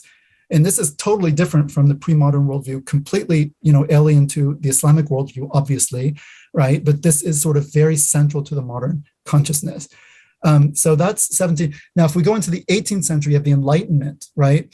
And the Enlightenment is basically puts human reason in the center and makes it the standard of all knowledge, including moral knowledge. Now, what falls by the wayside here? Revelation. Revelation gets discredited. We're talking about specifically the Bible, because that's revelation for the West, was the Bible, the Christian and Jewish scriptures. So this is discredited for, higher biblical criticism, very important here. I know you've had many guests on here who are world experts who have discussed that issue. Also, geological findings, which were incompatible with a straightforward reading of Genesis, the timeline of Genesis. Darwinism in the 19th century is a major secularizing factor, although it doesn't necessarily entail, atheism. Nevertheless, sociologically speaking, there's no doubt that Darwin's theory of evolution had a massive impact on the kind of loss of meaning and sort of religious sentiment in the West. There's a book written by Owen Chadwick, I believe a British scholar. Yeah, professor at Cambridge, I think. The secularization of the European mind in the 19th century. So it's really the 19th century where all of this stuff trickles down, and the average everyday person in the West mind becomes secularized. And so at the beginning of the century, of the 19th century, you cannot be hired in a university to teach if you're an atheist. Who would hire an atheist to teach people in a university? It's just considered so, deviant and immoral. Where do you get your morals from? You don't believe in God. You don't believe in an afterlife. How can we trust you? And by the end of the century, you have Nietzsche famously declaring, again, blasphemous from a Muslim perspective, quote unquote, God is dead, right? And in the space of 50, 60 years. Right. So anyway, that's jumping ahead. So 19th century. So we have the rise of the materialistic mechanical worldview pursuant to this scientific revolution. You have the Enlightenment of the 18th century, then liberalism. All of these are humongous topics, obviously. I'm just giving a very, very quick, overview. Liberalism in the 18th, 19th century, classical liberalism, it puts a premium on human individual freedom and personal autonomy. And this, in a sense, makes sense. Okay, if there's no God anymore, really, in our consciousness, and the world is just there, now man rises to the top, right? This is kind of the deification of man. Mm-hmm. So we are at the center. We are sovereign. We can rule the world. We're no longer standing under a God. The world is not standing. We are the masters. We're in control, and we demand absolute, maximum freedom and autonomy as a species to do whatever we want, to the planet, with the planet, whatever, and also in our own societies to structure them the way we want in our own lives as well. We have this ultimate freedom and autonomy. So freedom, of course, everyone, appreciates freedom when you talk about political freedom from tyranny and so forth and oppression, of course, but the modern psyche has a very particular notion of freedom, which goes well beyond that. It's almost a fetishization. I am here. I am born to be absolutely as free as possible from all external constraints, be they moral constraints, religious constraints, the ties of family, the ties of tradition, the ties of society, right? Every, such tie is just a barrier that is meant for me to break in order to actualize my own self. So this self-actualization, this self-realization. And we'll see, again, a little bit more in detail where this comes from. This is absolutely critical. And this is very deeply embedded in current discourses surrounding sexuality in general in the West and homosexuality and LGBT in particular. And again, these assumptions lie so deep beneath the surface that we are really not aware of their presence because they're so buried. And they've impacted our psyche so much that we just, of course, like that's just natural. You just think that's the way the world has always been. That's the only way to see it. And you don't realize that this is actually just a particular way. I see the sun reverberating on my face, so excuse me. So you have that. And then again, I will refer you to a lecture I gave that goes into this in a lot more detail. It's called Negotiating Paradigms, Islam and the Modern Worldview. Every blue title you see in this presentation is a hyperlink. So again, this slide deck will be available to you, and you can just click on the blue links, and they will take you directly to what they're connected to. Sexual Revolution, Antecedents, very, very quickly. There's a great book that came out in 2020, The Rise and Triumph of the Modern Self by Carl Trueman. There's a subtitle which is quite long. It's something like Cultural Amnesia, Expressive Individualism, and the Sexual Revolution, something like that. So quite a jawbreaker for us.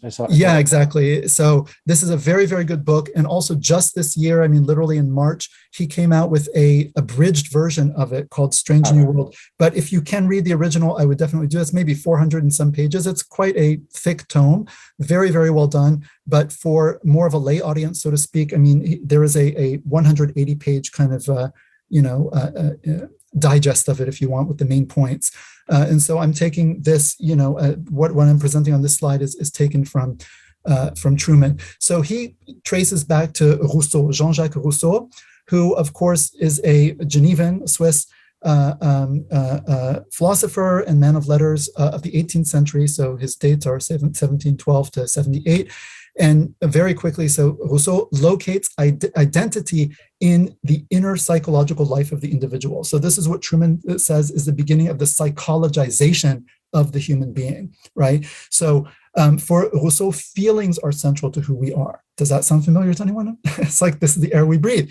Authenticity, another very important word for the modern individual. Authenticity is tied to the outward expression of inner feelings, right? So who I am is not the role I play in society, which in other society, okay, I'm a father, I'm a husband, I'm a son. Who I am is the roles I play. No, who I am is my own private, personal kind of inner feelings. That's the primary locus of who I am. And to be authentic means that I live outwardly exactly in accord with my inner feelings. Now you can say, fine, but your inner feelings need to be controlled and they need to be, molded, and they need to be shaped, and they need to be trained. Right. And Rousseau probably would have agreed with that. But again, the seeds get set. And then as this idea develops, it becomes more and more like whatever I feel inside is who I truly am deep down. And for me to live authentically, I must be able to live outwardly how I feel inwardly. And any discrepancy between the two is a lack of my proper self-realization. It's a lack of my becoming fully the human I am supposed to be, or I am deep down. And you can hear in this resonances of what we hear around us today, especially in transgenderism, right? Okay, I have a male body, but I am a woman. Not I feel like I'm a woman, but I'm not, so I feel like that way there's an issue. But I actually am a woman, because if I feel like I'm a woman, right? You can say, but wait a minute, but you've got a male body. So are you a woman or a man? Well, this is a metaphysical question. People have to realize this. It's a metaphysical question. What role does the body have to play in the definition of who you are, and what role does the mind, the inner subjective self, play, right? Is it all the physical and the psychology means absolutely nothing? Is it all psychology and the body means nothing? Is it both? These are metaphysical questions. And the fact that we have gone from, in just a couple years, especially on the transgender issue, 10 years ago, gender identity disorder, that's what it was called. That means if you have a male body and you feel like you're a female, or vice versa, then you have a disorder. Now, we're not blaming you morally for that, because it's a disorder. Okay, you couldn't help it, but people recognize there's a disorder. It's not supposed to be the case, quote unquote. If you have a male body, you should identify as a man and feel like a man. And if you don't, okay, there's a disorder there. We need to try to figure out what to do. Right? That then changes to gender dysphoria. Dysphoria just means, okay, I'm uncomfortable with it. So it's no longer a question of you're objectively like out of kilter or off kilter, out of sync with your biology, and that's a problem, because you're supposed to be one integrated person, right? It now becomes, okay, dysphoria. Well, if you're troubled by that or uncomfortable, okay, then you've got dysphoria. We'll try to help you. And now, just a couple of years later, even saying gender dysphoria is considered offensive to many in these movements. And the idea is like, no, I am a woman, or I am a man in the wrong body, period, right? And the body's wrong. The body means nothing. The objective kind of physiology, it doesn't matter. It's all the psychology. It's all, so it's the maximum. And so Truman will say, well, this is, I mean, Rousseau would have been aghast, I mean, probably, but he would say this is kind of the ultimate, logical outcome of this idea of making the internal, giving such primacy to the internal. But this is not really new in the West. We have this idea of dualism, which goes back to the ancient Greeks, where the idea is you have the body and the soul is preeminently important. That's the precious thing. That's the soul is that which you gain knowledge of the divine and become divine in a way. And the body is seen as like a prison. It's called a prison in Platonic philosophy. So this is the old hoary notion of dualism, which goes back to the ancient Greeks, resurfacing post-Renaissance in Rousseau and his thinking. But it's not really new. It's a fundamental category that we see much earlier in Greek thought, resurfacing in the modern world, and is very contrary to the Abrahamic faith. So the Hebrew Bible, for example, has a much more integrated, holistic understanding of the human being as being one, sort of a part soul, part mind, part body, not as dualism where it's split apart. So I think we're seeing some deep Western tributaries here surfacing up again in the modern times, which are not really new. I mean, okay, they have certain new configurations, but the fundamental metaphysical duality is there over millennia, I would argue. Right. And again, I think that's a great point. And I think, really, like the Arabs say, la jadida tahta shams, there's nothing new under the sun, like it's plus ça change, plus c'est la même chose, right? I mean, there's really nothing new. I mean, all of these ideas, atheism, this is all, just recycled from like the sophists and ancient, but it takes a different guise. So you're right that you have that dualism, but I think it's given a specific valence in the modern period that, it becomes sort of this very specific outgrowth, so to say, of something that had seeds there before, but was also kind of balanced out by other types of considerations, which fell by the wayside. And then you get this kind of excrescence, right? This outgrowth of this kind of like very radical internalization and subjectivization and personalization and individualization of the notion of the human being, right? And this is absolutely fundamental to the modern, and this is at the base of people saying, well, this is who I am, right? It's not just sexuality, right? And the idea is because you're not anything other than your internal feelings. And if you're going to deny me that, well, then you're denying me my very humanity. Well, what's tragic about this? That's why people say that. But the whole thing is kind of like there's a wrong turn been taken. But it helps us to understand. What's tragic about this is that because we've been here before in some ways, yes, there are unique configurations, as you say, that the West keeps on having to go over the same ground over and over again and relearning the same lessons. There's no stability or continuity in the Western tradition. It's this complex composite of different traditions, pagan, Christian, Jewish, and so on. And they keep on throwing up the same paradigms, and we have to go through the same heartache and catastrophe again and again, learning the same lessons. And Islam obviously presents itself as a final dispensation, but it offers stability and a kind of divine wisdom in the social order. So we don't have to keep on searching for solutions to these problems. We've got the perfect template, which is in part the life of the Prophet, peace be upon him, but also the teaching of the Qur'an and so on. So but Muslims are spared this agony of these convulsions of going over the same thing over and over again, because they have the sunnah, I suppose, that they can follow. Exactly. And that's why the sunnah is so important. It's really the firm, al-urwat al-wuthqa in the Qur'an, that it's the firmest handhold, right? Holding on to the religion, holding on to the rope of Allah, hold on altogether to the rope of God and do not separate from it. Do not separate from each other, because that is what brings you to safety. Otherwise, you're just going to be adrift, literally, and drown. Exactly. And I think what you said too is very important about the integrated nature of we are body, we are mind, and we are soul. We are all three together. And the idea is that is why in Islam those three are never separate. If you look at the Muslim prayer, what is it? We pray with our bodies. Our bodies are moving. We're praying with our tongues and our minds because we're saying and reciting certain things. And obviously, the most important thing, where is the heart? But that's not the only thing. It's all three together. And from a Christian perspective, it's like, well, who cares where you're standing? Why do you have to wash before praying? Why would you wash before you pray? Well, no, because you have to be in a state of physical ritual purity. Well, why?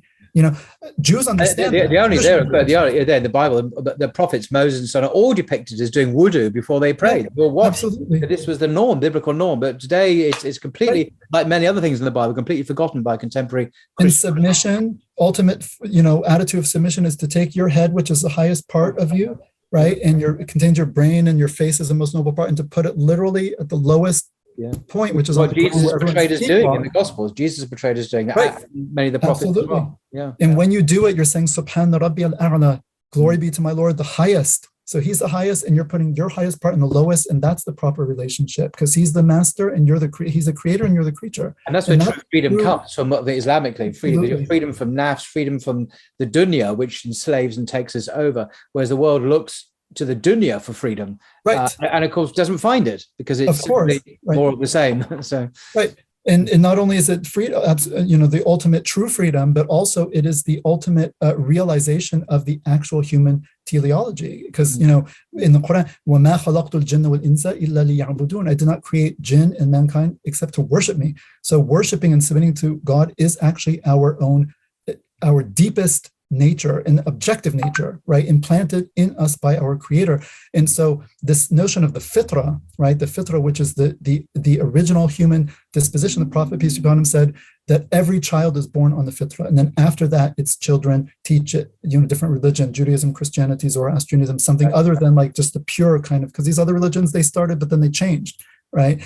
Anyway, and so it's important that, you just look at the Muslim prayer. That's why it's integrated. And that's why all of life, you come to sexuality, it's neither, it's not God. In the modern world, takes sex to be almost like God, but it's also not the devil. It's given its proper place, and it's brought under the realm. So that's very important. And as you had said earlier, this comes more from probably Greek, certain tributaries, and not really from the Hebrew. It's very clear if you know a bit about Greek philosophy and Greek thought, that this is very familiar territory. It's not that new at all, really.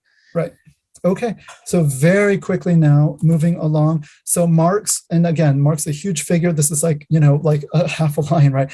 But in general, religion is a sign of weakness, and freedom, can only be achieved through the abolishment of religion. So this is very familiar to us as modern people. Again, we are usually, unaware of the degree to which our psychology is really influenced by Karl Marx, Friedrich Nietzsche, Sigmund Freud. These people, it's like they live on. It's like they have left such a sediment in our minds and consciousness. Yeah, absolutely. If we realize that, we can say, wait a minute, but I don't want that. I don't have to.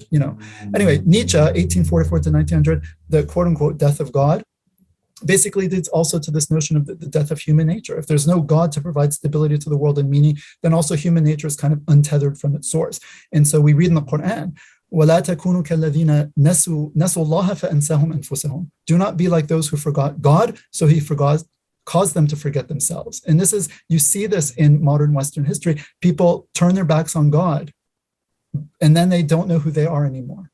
Exactly. Okay. The irony is, Friedrich Nietzsche actually was very perceptive in many ways. He shared the Muslim critique of many aspects of Western and Christian life. The kind of the death wish, the denial of the sexuality. He understood all that extremely well, and he had actually many positive things to say about Islam as well. This is the irony, and yet he persisted in his atheism and sought refuge in a kind of Greek kind of virtue ethics in a way, heroism, but no, he was not all. A lot of what he said was actually very insightful, although he obviously had a fundamental problem at the heart of his worldview, though. Absolutely. And again, 2 lines is not at all to give Nietzsche his due. I mean, because he's quite profound and prophetic in the sense that he really foresaw what the West had done, and that's his whole the marketplace, the guy going out the right. So he was telling people, you European Christians or post-Christians in the late 19th century, you don't understand the implications of the Enlightenment, quote unquote, killing of God,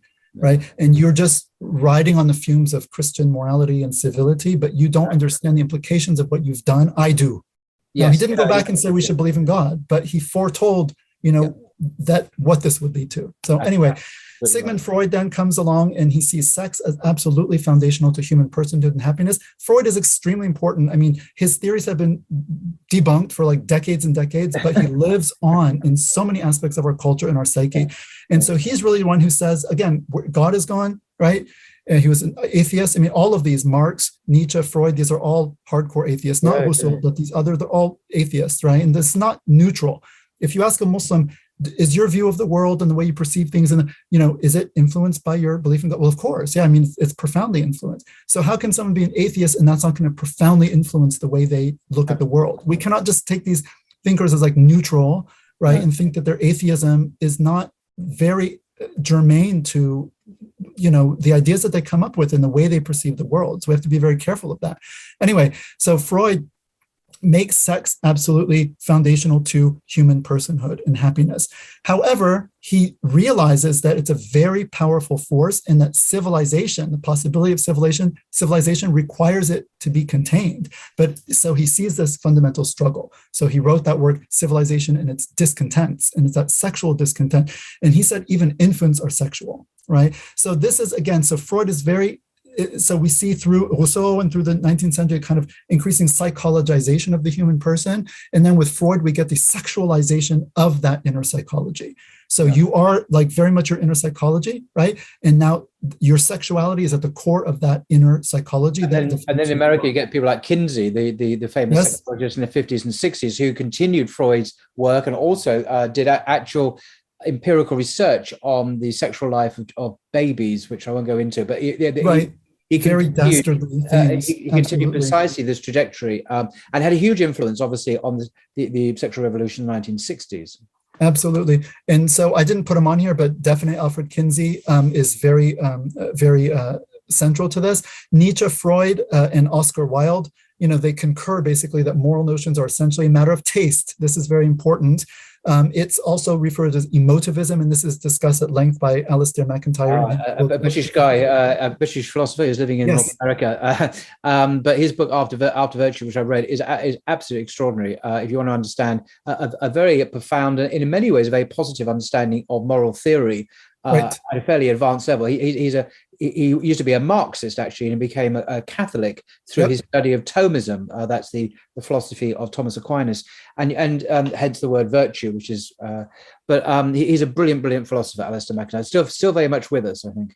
Absolutely, yeah. So, but this notion that I was going to say actually, Freud making sexuality the center of the personhood. We read in the Qur'an, أَرَأَيْتَ مَنِ اتَّخَذَ إِلَهَهُ هَوَاهُ. Have you seen him who takes his desire as his God? Yeah. And this is literally, I mean, subhanAllah, you see, like Nietzsche, okay, we forget God, so we don't know who we are anymore. Freud, we don't have God, so we take our desires as our God. And like this, literally what they're doing, like this is like a confirmation of what the Quran is saying.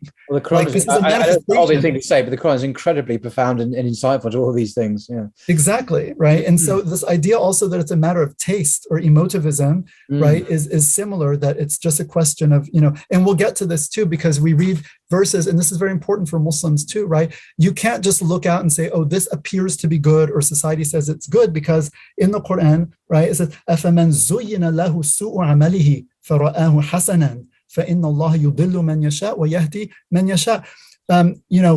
What about one whose evil deeds or foul deeds have been made to look beautiful to him? They've been beautified for him so that he sees them as good. Wow. So you can see something as good and beautiful, but that's not because it is good and beautiful. It's because zuyyina laka, it's been made to seem that way. And who's doing this tazyin? Who's doing this adornment of it? It's Satan. And that says in the Quran too, right? That this hubbu bird, when it comes from Bilqis, the Queen of Sheba, back to Solomon, it says, وَجَدْتُهَا وَقَوْمَهَا يَسْجُدُونَ لِلشَّمْسِ مِن دُونِ اللَّهِ وَزَيَّنَ لَهُمُ الشَّيْطَانُ أَعْمَالَهُم.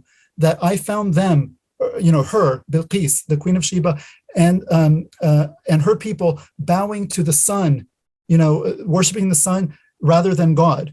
وَزَيَّنَ لَهُمُ الشَّيْطَانُ أَعْمَالَهُم. And Satan has beautified their act for them. In other words, he made it look fair, and it's a foul deed, right? They're worshiping other than the actual creator. They're worshiping his creation rather than him. Mm-hmm. And Satan made it appear fair to them. So this emotivism, that's exactly what emotivism means. What? Astahsinu hada, astazinu, I see this as being good or hasan or beautiful. And this looks good to me, right? It appears good to my sensibilities. And this is how many modern people, this is how they decide morality. Well, this appears good to my my sentiments. Well, okay, how do you know it really is or not? How do you know that foul things have not just simply been made to appear fair to you by Satan and his, those who are sort of working with him? Yeah. These are realities. I mean, we're not materialists. We believe in these unseen realities, right? There's absolutely, every time in the Qur'an it says the seen and the unseen realm, always the unseen realm comes first, right? It's principial. We see what happens in the world is really the manifestation of unseen principles. The whole world is the manifestation of an unseen creator. We don't see him in this world, right? Mm-hmm. And things that happen, I mean, even you don't even have to be a believer to appreciate this point. What we do, our actions, are expressions of our inner reality, right? Of who we are, kind of in an immaterial sense. Yes, we don't see our consciousness. Our consciousness is invisible. Absolutely, but it's manifested. And science can't see our thoughts. No scientist ever, no experiment can ever see our thoughts. So this is kind of an example of the unseen affecting the material world.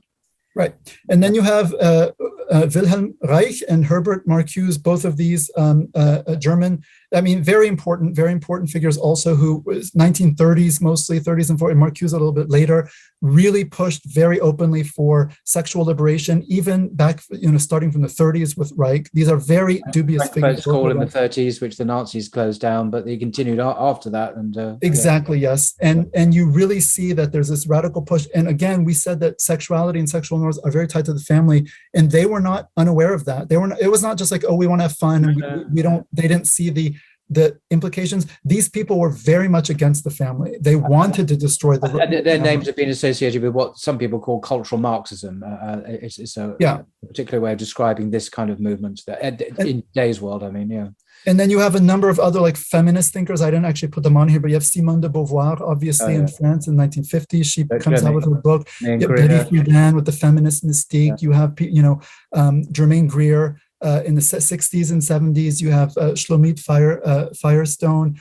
There's a whole range. And by the way, people don't realize, like, you look into these people, I mean, really, like, all these people mentioned, just read like their Wikipedia page. You'll be very aghast at about the kind of people they were, how they lived their lives, and so on and so forth. I mean, Simone de Beauvoir, who's sort of put forth as this big feminist icon, she and Michel Foucault, who's also practically a prophet to a lot of these kind of modern post-colonial academics and woke, kind of people, right? They campaigned in France to get rid of, to lower the age of sexual consent to include children. Both of them did. I mean, they campaigned for pedophilia. And Foucault lived a very dissolute life, morally speaking. And he actually died after catching AIDS at a BDSM-themed bathhouse in San Francisco. I mean, so it's not like, as Muslims, okay, it doesn't mean he cannot have like insights and critiques, or maybe Simone de Beauvoir. I mean, okay, fine. But the point is, like, we cannot be blind to the fact that, these people's atheism, and de Beauvoir also was a radical atheist. As she grew up in a very conservative Christian family, and she became an atheist, I think, when she was 17 or 18. Germaine Greer, also atheist, by the time she was like 18, she talks about this, right? She had a very unfortunate experience, and also just went to school with the nuns in Australia, and they could not answer her questions, and she was kind of rebellious and just said, I'm not having it. But anyway, all right, let's move on. So yes, let's move on. All right, so homosexuality in the wake of the sexual revolution. I'm going to very, very fast. I'm not going to talk about. There's a book that came out in 1989. It's called After the Ball: How America Will Conquer Its Fear and Hatred of Gays in the 90s. It was written by two gay men. Marshall Kirk, who was a neuropsychologist, and Hunter Madsen was a social marketing and advertising executive. So look at the, two fields here, a neuropsychologist and a marketing and advertising executive. And they were both Harvard trained. And they basically put together a plan. I'm not saying their one book is the whole reason why things are the way they are, but in 1989, they came out with basically a manifesto. How are we going to get America, and by extension, the rest of at least the Western world, because America is, of course, the peak of its power at that time, right, to basically overcome its rejection of homosexuality and so on and so forth. It's a very fascinating read. It's also a maddening read, I think, if you're a religious believer, because you see that they basically put a plan which was implemented like lock, step, and barrel. Like, I mean, everything they said came to be done. And they actually said, I mean, this is quoting from the book. This is their own words. They say, the campaign we outline in this book, though complex, depends centrally upon a program of unabashed propaganda. These are their words, firmly grounded in long-established principles of psychology and advertising. And these are Harvard-educated psychologists and advertising executives. And, one thing they say, one major aspect of this pillar is desensitization. The principle of desensitization builds on people's primal instincts, whereby a flood of gay-related advertising presented in the least offensive fashion possible gets the job done. And then they say if straights can't shut off the shower, they may at least eventually get used to being wet, right? So this was all very intentional. And then they also say, they talk about conversion, and they say, we mean conversion. Now look at again, straight quote from the book. We mean conversion of the average American's emotions, mind, and will through a planned psychological attack in the form of propaganda fed to the nation via the media.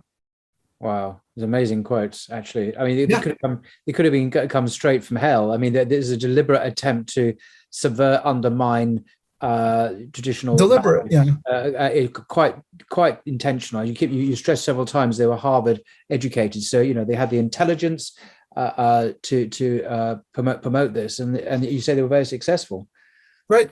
And I just want to I want people to also just realize that again, we should not just naively take the situation that exists around us as just, oh, well, that's what it is, right? Like many Muslims who kind of just parrot what they hear, especially in Western societies, and parrot the discourse and all. It's like, do you realize that your discourse and your entire moral sensibility has literally been crafted by people with a very particular, intention to craft it in a very particular way, right? I'm not saying the whole thing is just these two men, right? But like what they said, and if you read the book, I mean, they say, again, they themselves say there are all of these kind of dysfunctionalities about the gay community, and they critique it themselves. They have like 10 points about all of these things, and they say, we're not going to show that to the public. They say when you bring, like you're sitting in a tent and you bring the horses, you let the front and you don't let the stinky back in, you leave the stinky back. One of the things that are obvious is something that Sheikh Hamza Yusuf has mentioned, is that the anal intercourse, which is the staple diet of this, is extremely dangerous practice, and it's an excellent way to transmit disease as well. As we learned in the 1980s. And so this current emphasis on public health and so on, advertising against smoking and so on is all very good, of course, but this one practice gets away scot-free, even though it's an excellent way to spread disease, obviously AIDS, the virus, and other means. So but that's not highlighted or mentioned. That's overlooked completely. So, right. Okay, so finishing off. So there's another book, which again, I'm just putting on here, A Queer Thing Happened to America, and What a Long, Strange Trip It's Been, by Michael Brown, 2011. This is a big, thick 600 tome, and also it kind of chronicles the last couple decades, and also full of quotes from, sort of gay activists, LGBT, organizations and stuff. And a lot of it is very, very shocking. And it's not stuff you kind of read in the public, but it's things that have been said and written publicly, but are not really, shouted from the rooftop, so to speak. And so you have to dig a little bit. But when you see some of the things that are admitted by people when they're kind of speaking kind of off the record, or even by Madsen and Kirk on the record, like they wrote this book, it really kind of makes you do a double take. And so it's worth, doing that. And one of the resources that we're going to talk about at the end, you can actually get a very good summary in 2 podcast episodes on these 2 books. So you don't have to actually read good 1,000 pages that they both. I'm not familiar with these 2 works. Yeah. Okay. All right. So very quickly, from Truman's, I have a couple quotes from Truman's book. It says, it is difficult to overestimate the importance of this move to make sexual desire central to human identity. In modern society, everything from the common use of terms such as straight and gay in everyday conversation to the underlying assumptions of international human rights law presupposes that this is the case. That what is the case? That sexual desire is central to human identity, right? That basically our desire is our God. And the idea that human flourishing is virtually synonymous with sexual fulfillment is a commonplace. In fact, virtually an intuition of modern Western culture. So you come and say, well, our religion prohibits particular kind of sexual behavior, but wait a minute, you are prohibiting people from sexual flourishing, which means you are undermining what it means to actually be a human being. Like that's where this sentiment is. This is the book, actually. Yes, just quoting from. Yep. And I have my own copy. Obviously, there is I'm proud to say he's actually a British. Yes, he is. Living in the United States, where he is a professor of biblical and religious studies at Grove City College. But this is definitely worth reading. And if you get the audio version, which is what I listened to, both books, he reads it out himself, so you can listen to him read it out in his British accent. Yep. All right. And then the next one, moving right along. If we are at root defined in large part by our sexual desires, if sexual desire or orientation, as we now say, is who we are, right? Not just what we do, but who we are, then sex must be political, because rules governing sexual behavior are rules that govern what is and is not considered by society to be legitimate as an identity. So again, this identity question is absolutely central, and we have to understand the importance of it, and also why as Muslims it is such a problematic category. And then finally, the old chestnut of love the sin or hate the sin simply does not work in a world where the sin is the identity of the sinner, and the two cannot be separated even at a conceptual level. Okay, very, very important here. I'm going to now go faster. I mean, we spent a long time setting the groundwork, but I think it's been important to do this because, again, if people have absorbed what we've been talking about, now we're going to get into Islam. And what does Islam say? We've already adumbrated it. So we're going to look at the Islamic paradigm on sex and sexuality. And now we have a context in which we can fit that in. And so we can go through this much faster because, of course, this will be familiar to Muslims, but hopefully when people hear this now and see these verses, you'll also see it in a different context, right? Because you've seen, and again, this is going to be uploaded. People can take a break, stop, go have coffee, come back and finish this tomorrow. Or tea if they're English, but yeah, sorry. Yeah. You don't have to listen to all of this in one go, right? So yeah, okay. All right, creation of the male and the female. So we're just going to go from the Qur'an, but again, reading it in terms of what we've been talking about. وَمَا خَلَقَ الذَّكَرَ وَالْأُنثَى, and by his creation of the male and the female. So God created a male and he created a female, right? It's part of his purposeful design in creation. وَأَنَّهُ خَلَقَ الزَّوْجَيْنِ الذَّكَرَ وَالْأُنثَى, and that he created the two mates, the male and the female. So they're mates of each other. They're meant to go together. وَلَيْسَ الذَّكَرُ كَالْأُنثَى, and then he says, and the male is not like the female. So men and women are the same in many respects. They're both equally human. They both equally have, the duty to worship God and the ability to develop themselves morally and spiritually, and to, earn the pleasure of God and to earn paradise and so forth, right? But there are many respects in which men and women are different physically, emotionally, psychologically, and so on and so forth. Statistically, of course, individuals are very different. I mean, men and women, but statistically speaking, there are things that are dominant in males, things are dominant in females. This is known. It's very not politically correct to sort of speak in these terms today, but the science is there. A lot of research, Jordan. Yeah, of course, it's there, but you're just not allowed to YouTube videos. Yeah. You just have to pretend it doesn't exist, right? Because it's not politically correct. So, but we know as Muslim, وَلَيْسَ الذَّكَرُ كَالْأُنثَى, the male is not like the female. So we're fine with that. We know it's true both by revelation and by just, observation and our experience of the world. And then this longer verse, I'll just read it in English for the sake of time. And of his signs is that he created for you from yourselves mates, that you may find tranquility in them, and he placed between you affection and mercy. Indeed, in that are signs for people who reflect. And then, O mankind, fear your Lord. We hear this in the khutbah every Friday.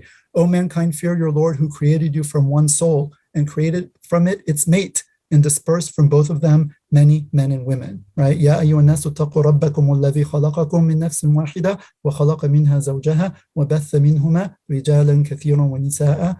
I just say that because every Muslim, even if they don't know Arabic, they'll recognize that phrase because, always the khutbah starts with it on Friday.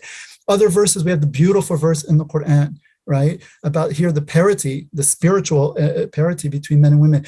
Surely men who submit to Allah and women who submit to Allah, men who have faith and women who have faith, men who are obedient and women who are obedient, men who are truthful and women who are truthful, men who are steadfast and women who are steadfast, men who humble themselves to God and women who humble themselves to God or Allah, men who give alms and women who give alms, men who fast and women who fast, men who guard their chastity and women who guard their chastity, men who remember Allah much and women who remember Allah much, right? 10 different qualities, men who do it and women who do it. For them has Allah prepared forgiveness and a mighty reward. Beautiful. And then we have the believing men and believing women are allies of one another. They enjoin what is right and forbid what is wrong, and establish prayer and give zakat and obey Allah and His Messenger. Those, Allah will have mercy upon them. Indeed, Allah is exalted in might and wise. Right? So men and women, they are meant to be allies of one another, that they are constantly enjoining each other, but to what? To just following their whims? No, they're enjoining each other to what is right and forbidding what is wrong, right? And coming together and forming communities that exalt the divine standards of right and wrong, and try to, give people a greater ability to realize that moral goal in their lives, that moral standard, and to develop themselves by doing so. And they establish prayer and give zakat, right? And then another verse, and this is more than one verse like this in the Quran: whoever works righteousness, man or woman, right, or male or female, min dhakarin aw untha, and has faith, verily to him will we give a new life, a life that is good and pure, and we will bestow on such their reward according to the best of their actions, right? So we have this beautiful parity, complementarity between men and women, and this parity also, right, on this level. However, laysa dhakaru kal untha, the male is not like the female. And so we do see that in the practical life of how men and women interact in society, the roles that each one predominantly is meant to play, right, and the way they're meant to complement each other, they are not treated the same because they're not created the same. And so men are the protectors and maintainers of women. قَوَّامُونَ عَلَى النِّسَاءِ.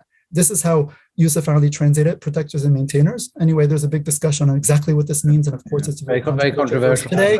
Yeah. But I'm just saying this, so those men are the protectors, or qawwamun ala the women, whatever qawwamun, again, but men have a particular role to play vis-a-vis women because God has given the one more than the other. He says strength, but again, there's a lot of discussion as to what the more is, and because they support them from their means.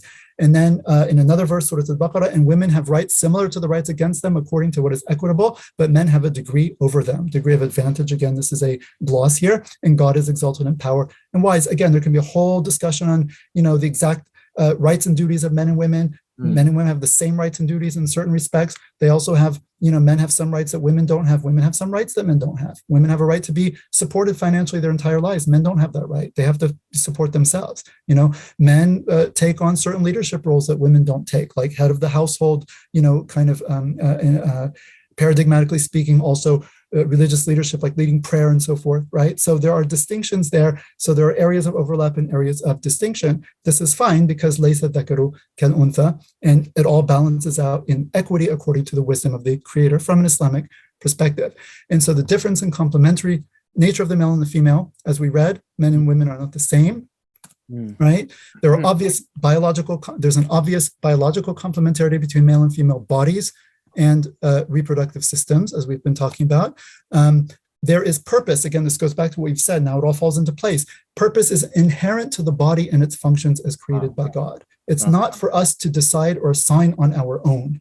People say, well, who cares what you do if you're a quote unquote, dangly bits and all. No, I mean, those things have a purpose. You either use them for that purpose or you don't use them, right? But they are to be directed the way they were meant to be directed by God. Again, with the more latitude that the Islamic tradition provides in terms of, rapport between husband and wife. Also, pleasure is, not every act, like in the Catholic Church, at least every single sexual act has to be at least potentially open to conception. That's not true in Islam. I mean, a man and woman, they can enjoy themselves also just for pleasure. When the woman is menstruating, they're not allowed to have intercourse, but they're allowed to have other types of, pleasurable activity, right? So there is sort of this, notion that, but again, these are the limits that God has placed, right? He's allowed this within this parameter. It's not stricter than that, but it's also not, wider than that, or the other way, it's not wider, it's also not stricter. So this idea that my body, my choice, this has nothing to do with an Islamic perspective. God's body in the end of the day, they're on loan to us. He created them. And you can choose whether to obey him or not to your own advantage or disadvantage, respectively, but it's not up to us to make up the rules or to impose our own meaning onto things, because we do believe that they do have the meaning that's been imparted up to them by their Creator, because we're not atheists and we're not materialists and we're not deists either.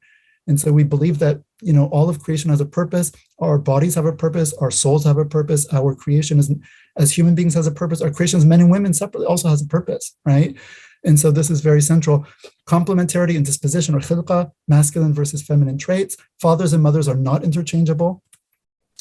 There are religious rules for men and others for women. We talked about this even in prayer, even where you wouldn't think it would be relevant. Like, men are supposed to stand more like apart when they're praying, women more contracted. Why? Well, because men, laysa dhakaru kal untha, right? Women are more contracted, men more expansive. That's just how they stand in the prayer and how they make the sujood, the prostration. So even in very minute, the Sharia is thoroughly gendered from start to finish, which is why I said earlier, the contemporary scene, race, gender, and sexual orientation is all one. We say no. Race, Islam makes no distinction between race. And it says in the Qur'an that, among his signs are the creation of, that the difference in your tongues and your colors are a sign of God, right? So absolutely no race distinction whatsoever, right? And the Prophet is very explicit, peace be upon him, that Arab is not superior to a non-Arab, nor non-Arab to an Arab, right? And a white man is not superior to a black man, nor a black man to a white man, except by way of piety and fear of God, right? So complete, I'm not saying there's no racism among Muslims, but in Islam, right, this is something that, races are all considered equal, right? Gender, equally valid and equally valuable. Men are not better than women, women are not better than men, but they are different. And so the Sharia treats them differently, and the gender distinctions are pervasive. So it's a thoroughly gendered tradition. So this idea of moving towards this androgynous norm where men and women are just all the same and there's no boundaries, this is completely against, just the heart of Islam. You have to throw the entire religion out the window to incorporate this type of thing, right? So we can't get on board with this kind of radical gender egalitarianism, which sees mathematical sameness and equality, and we will not rest until 50% of all CEOs and all companies are women, and 50% of all nurses and all hospitals are men. That's never going to happen, by the way, except through very coercive social engineering. And Jordan Peterson, who speaks on this subject frequently, has an excellent, he's obviously a scientist, a clinical psychologist, and has a range of data. All the data speaks against this position that you're criticizing as well. And there you go. You were about to say it now. Okay. Showing all sorts of psychological, physiological, psychological, and dispositional differences between men and women, though this is taboo to say today because it goes against, the zeitgeist and notions of social constructionism and certain, gender ideologies and so forth. So anyway, the nature of morality and ethics in Islam, this is very important. We've touched on it. So again, hopefully we can go through it quickly, but this is really important for the latter part of the discussion, which we are finally getting to, sexual norms and then homosexuality specifically, and then we'll be wrapping up, hopefully, inshallah.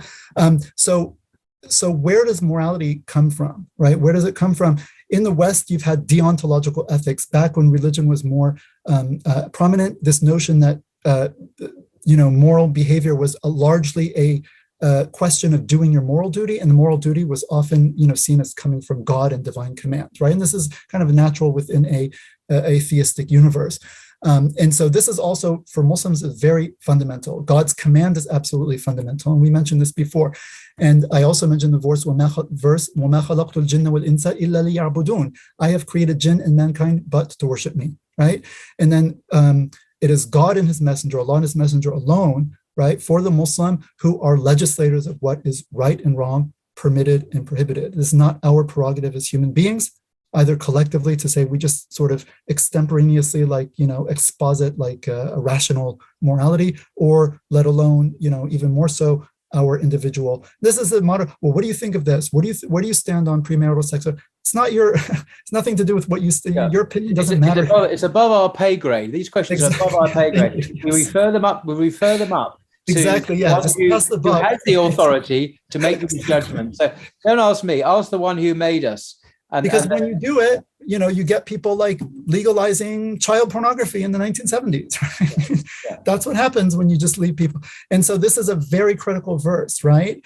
I'll just read it in English again for the sake of time. It is not for any believing man or woman, when Allah and his messenger have decided on an affair, to have any choice in their matter. Okay, and the word, أن يكون لهم الخيارة من أمرهم, خيار choice. And this is the fetish of the modern world, choice. Well, I chose. Did you choose? Why do you wear hijab? Well, I chose to.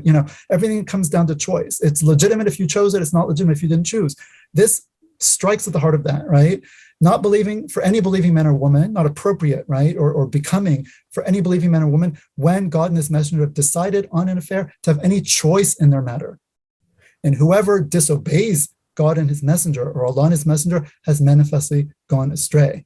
This verse just completely, shatters that myth, right? That if God and his messenger have decided on an affair, that's it. It's their prerogative. God's, and obviously the messenger only is obeying the command of his Lord. So it's really God in the end, right? Now you can disobey, go ahead, but you're disobeying. You can't make up your own morality. You can either obey God's morality or disobey it and reap the consequences of either choice, but it's not your prerogative to make it up. So that's one, divine command, absolutely fundamental for us as Muslims. That cannot be lost from any discussion that we have as Muslims, particularly internally, when it comes to questions of sex, sexual immorality, or anything. Number two, consequences matter. So there is a type of consequentialism which becomes the dominant ethical theory in the modern world in the 19th and 20th centuries through people like first Jeremy Bentham, then John Stuart Mill, right? Moral action is that which brings the greatest benefit for the greatest number, the greatest happiness for the greatest number. So utilitarianism, as it's called. Right. So we have kind of in a sense, I wouldn't like to say it this way, but there's sort of a divine utilitarianism in the sense that God is wise, just, and merciful, and he legislates for us what is best for us, both in this world and the next, from his omniscient perspective. Allahu ya'lamu wa antum la ta'lamun. God knows and you don't know. So consequences matter, but it's not just the consequences that we, in our limited perspective, fixate upon. It's in a larger, and we'll see in another slide or two that there are maqasid of the Sharia. There are goals that the Sharia is trying to uphold for the benefit in this world and the next of human beings, right? So that's a type of consequentialism, but it's the one that is a divine consequentialism that God has set and that he has legislated also the means of achieving it. And then the third thing, and this is the third mainstream also in Western, historically, is virtue ethics, which goes all the way back to Aristotle, right? In which Muslims also took on Aristotle's writings on ethics very enthusiastically and modified it and improved it and sort of infused it with, the telos of revelation and the spirit of, and improved upon it. But they found what he said about ethics quite compatible. And the idea is that virtue and moral character are also a part of paramount importance, right? The notion of khuluq or akhlaq, the Prophet God's, we read in the Quran, Allah says, "Wa innaka la'ala khuluqin azim," speaking to the Prophet, you you have a noble or a magnificent moral character, right? And even the word virtue is like, McIntyre has like after virtue. That's why he called it that, because there's no virtue left. We don't talk about it. The word is so old-fashioned. And virtue is like gets a chuckle, like virtue, like what is that, right? But the Prophet said, peace be upon him, إِنَّمَا بُعِثْتُ لِأُتَمِّمَ مَكَارِمَ الْأَخْلَاقِ. I was sent but to perfect the noble traits of character. So your character matters. There are things like, for example, hasad, which is envy. The Prophet, peace be upon him, said that envy eats up good deeds like fire eats wood. And envy means that you are so jealous of what someone has that you don't have, to the extent that you want that person to lose that benefit if you cannot enjoy it yourself. So it's one thing to say, oh, look at the benefit that person has. I wish I had that. But it's another thing to say, I actually, willfully desire that he should lose that benefit because I can't stand to see someone, enjoy it if I can't enjoy it. This is very ugly. And this is not even acting on. It's not like I'm going and sabotaging, keying his brand new Mercedes. I'm not doing it. But just in my heart, I have that hasad. In that state of the heart, the Prophet said that state eats up your good deeds. So your noble, your character matters, right? And your virtue matters. And then the Prophet also said, very important for us as Muslims, peace be upon him, every religion has a characteristic moral trait. لِكُلِّ دِينٍ خُلُقٍ وَخُلُقُ الْإِسْلَامِ الْحَيَاء. And the characteristic trait of Islam is modesty, haya, right? And then finally, to round this off, he said, if you have no shame or modesty, then do as you please. إِذَا لَمْ تَسْتَحْيِ فَاصْنَعْ مَا شِئْتَ. Okay. How does this compare with the contemporary moral and ethical discourse? Where does divine command fit in the current moral discourse in the modern secular West? Well, it's irrelevant. right? There's no God. God is dead, Nietzsche told us, right?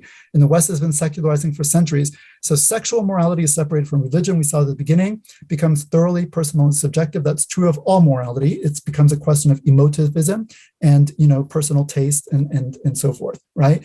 You have the centrality of these sort of ersatz notions, like replacement notions or replacing religion. So freedom, we talked about, right? This kind of fetishization of personal autonomy, whereas Islam is based on servitude and submission to God. This notion of autonomy, right? If you know what it means, auto is self, nomos is a law. Autonomy literally means, and this was Kant who really talked a lot about autonomy, it means to give oneself the law. Any Muslim can immediately feel, once you translate it, how blasphemous that is. Because God is the lawgiver, right? He's the Sharia, the lawgiver, and the Sharia is his way, his law, right? We don't give ourselves the law. This is to make gods of ourselves, literally, right? So God and his messenger alone have the right to legislate, as we saw in that verse, right? That when God and his messenger have decided upon a matter, it is not for a believing man or a woman to have a say in it. And then this notion of authenticity we talked about, we would say as Muslims in response to that, yes, we want to be authentic, but we are only our true authentic selves as human beings when we have found and submitted to our Creator, because that is the objective, inherent purpose with which he has created all human beings. As the Prophet, peace be upon him, said, every human being was born on the fitrah, right? And so coming back to your internal nature and submitting to your Creator, that is the homecoming of every single human being. If they don't realize it, they don't realize it's to their own detriment. But that is everyone's true homecoming, is back to God. And so consequences, so divine command, we say, is irrelevant in the modern, ethical and moral discourse. What about consequences? Well, again, consequentialism, utilitarianism is the dominant ethical theory, right? But the consequences are judged in purely subjective terms, if at all, and also in purely material and in this worldly terms. It's a secular notion of which consequences really matter. And we would say that Allah knows our interests better than we do, and he alone has full knowledge of all consequences, and those consequences are related both to this world and to the next world as well. And then finally, virtue and moral character. We talked about virtue as an old-fashioned and quaint term in modern parlance. Sexual behavior is seen as irrelevant to moral character, right? You can do whatever you want sexually as long as it was consensual. No one sees that as having any impact on your moral character. It's just considered totally irrelevant because sex doesn't have any meaning anymore. It doesn't have any moral meaning either. There's no moral kind of code or norm attached to it, as we said, right? And so this also downplaying of virtue and of moral character, right? This, again, the Quran refutes this. إِلَّا مَنْ أَتَى اللَّهَ بِقَلْبٍ سَلِيمٍ. He says in the Quran, يَوْمَ لَا يَنْفَعُ مَالٌ وَلَا بَنُونَ. The day of judgment is that day on which neither wealth nor progeny will avail a person, right? Except for one who comes with a sound heart. The only thing that will avail you on that day is coming to God with a sound heart, right? Okay. All right, so Islamic sexual and gender norms. Again, we'll try to just speed through this. Again, hopefully this will be familiar to Muslims, but who knows, in the modern age and contemporary society, a lot of Muslims surprisingly don't even know some of the basic Islamic rulings on certain of these issues. So hopefully this will be a beneficial, experience for our viewers, right? So we talked already about the centrality of sexual norms to any society and moral system, so I won't repeat that. Sexual norms in the Sharia are tied to family and to family law, right? Because again, sex is reproductive and the family is the absolute most central, most important social institution. And so, legislation surrounding sexuality is absolutely paramount, and it is part and parcel of our religion. It's not negotiable. It's not something we say, oh, well, we believe in one God, but we can just change all the sexual norms. No, this lies at the very heart of the religion, right? And that's because of the centrality of the family and therefore of sex and sexual morality to the faith, right? Mm-hmm. So as every Muslim hopefully should know, sex outside of marriage, which is called Zina, is strictly forbidden, haram, and it constitutes a major sin, kabira, right? There are major sins and, not less major sins. And Zina, which is sexual intercourse between a man and a woman who are not bound by a, Islamically valid contract of marriage, is a major sin, right? Why? It undermines one of the fundamental objectives or maqasid of the Sharia, which are 5 or 6 actually: the protection of religion, the protection of life, the protection of lineage and family, which is where the prohibition of extramarital sex comes in, the protection of property, protection of intellect, and the protection of honor. These are the 6 overriding objectives that the scholars looked at the rulings of the Sharia, the divine legislation, and said, these are the 6 fundamental categories that are necessary for human beings to flourish, all human beings to flourish in this world and in the next world, that these 6 fundamental things have to be protected. And one of them we see is lineage. And to protect lineage and the sanctity and integrity of the family structure, sexuality must be tightly confined to it. And so the rules regarding extramarital intercourse are actually very strict and very severe, because it's considered not only a sin, but also a social crime, right? That's potentially adjudicable, can potentially be punished in a court of law. It's very difficult to implement certain of the stiffer penalties, but conceptually, we don't have this notion, okay, my sexual behavior is just my own private affair. No, that's modern secular individualism. It's not Islam. It's not realistic either, because our sexual behavior it has ripple effects, and it does affect society, and it affects many other people other than ourselves. And so Islam recognizes that and legislates accordingly. What are the consequences of zina, so extramarital sex? So the main reason the scholars say this has been prohibited is because it leads to the mixing of lineage, what they call khalt al-ansab, that you're mixing lineage and you're obscuring, who belongs to whom and to what family. And this is considered fundamental for our identity as human beings and also for our social relationships. So many rights and duties in traditional societies and in Islam, devolve upon a person through their actual blood relations. And so it's very important for me to know, if I'm a man, is this my child or not that I have to spend on, right? Who do I inherit from? I inherit from my relatives. I have to know who they are, right? And families, again, a lot of studies on this, even by Western secular anthropologists and scientists and others, about how we naturally prefer our own kind of lineage over those who are outside of it, right? This is natural. It's part of the fitrah that we've been created with. So consequences of zina, premarital sex, right? We didn't get to homosexuality yet. It's an aspect of it, but even between men and women, it undermines the institution of marriage, which leads to the breakdown of the family unit, and by extension, the breakdown of society. So it has massive consequence, not just a personal issue. And also, right, beyond the pragmatic and sort of sociological repercussions, it has grave consequences for one's personal virtue, one's moral character, and one's standing before Allah. And all of these are relevant to us and important, right? And they determine our state on the day of judgment and in our eternal afterlife, right? And so norms for minimizing zina, how does Islam attempt to legislate in order to minimize the occurrence of zina and make it a realizable moral norm for the average man and woman to actually avoid non-marital intercourse? Well, as we read in the Qur'an, and tell the believing men to lower their gaze and to guard their private parts. And then it goes on and tell the believing women to lower their gaze and guard their private parts. So, not looking at other people with sexual lust, and also covering our bodies and maintaining modesty. We saw before 2-3 slides earlier that the Prophet, peace be upon him, said every religion has a characteristic moral trait, and the characteristic trait of Islam is modesty. So Muslims are known for their very intense sense of modesty. Also, no physical contact between non-mahrams, meaning a man and woman who are not so closely related that they could not marry. So any woman who's not your mother or sister or whatever, you should have no physical contact if you're not actually married to her or a close relative. So there's not premarital sex in Islam, there's no premarital physical contact at all. That's the actual ruling. It can sometimes be difficult, especially handshakes and so forth, but this is the principle. Also, no khalwa between mahrams, which means a man and a woman who are not closely related, they should not be alone in an isolated place where they fear unannounced intrusion, okay? And the idea is not that, Muslims think every time a man and woman are alone together, they're just going to hit the floor and lose control. But the idea is that you are putting yourself in temptation's way. And, it's a very volatile aspect of human life. And when you open yourself to that temptation, sometimes it just comes and gets you from where you least expect it, and you fall, you think you're in control, and you can completely lose control and can be very dangerous. Also, modest dress, speech, and behavior for both men and women. So these are the norms, right? Is zina the only thing that's forbidden in the realm of sexuality?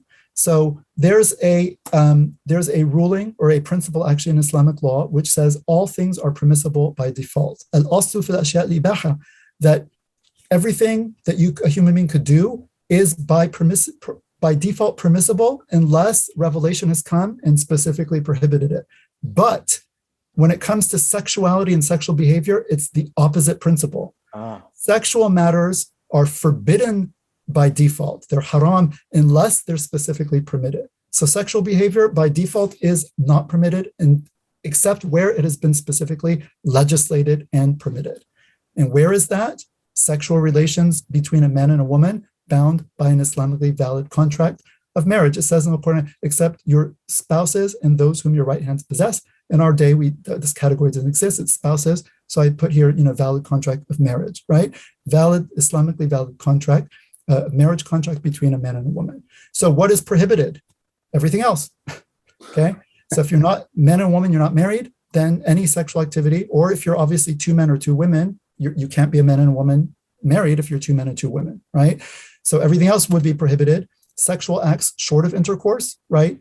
If you're not within that relationship. Anal intercourse, categorically prohibited, even between a man and a woman in marriage. That prohibition on liwat or anal intercourse is for all people, not just for gays. It's for exactly, absolutely. It's a blanket prohibition, right? The rectal cavity is not the place where the male organ was designed to go. Period. I mean, again, we believe these things were designed with a purpose. It's common sense when you think about it, but yeah, indeed. Right. It's not meant to go there, and it's considered a gross misuse of the body to put it there. And so it's not permitted even between a husband and wife.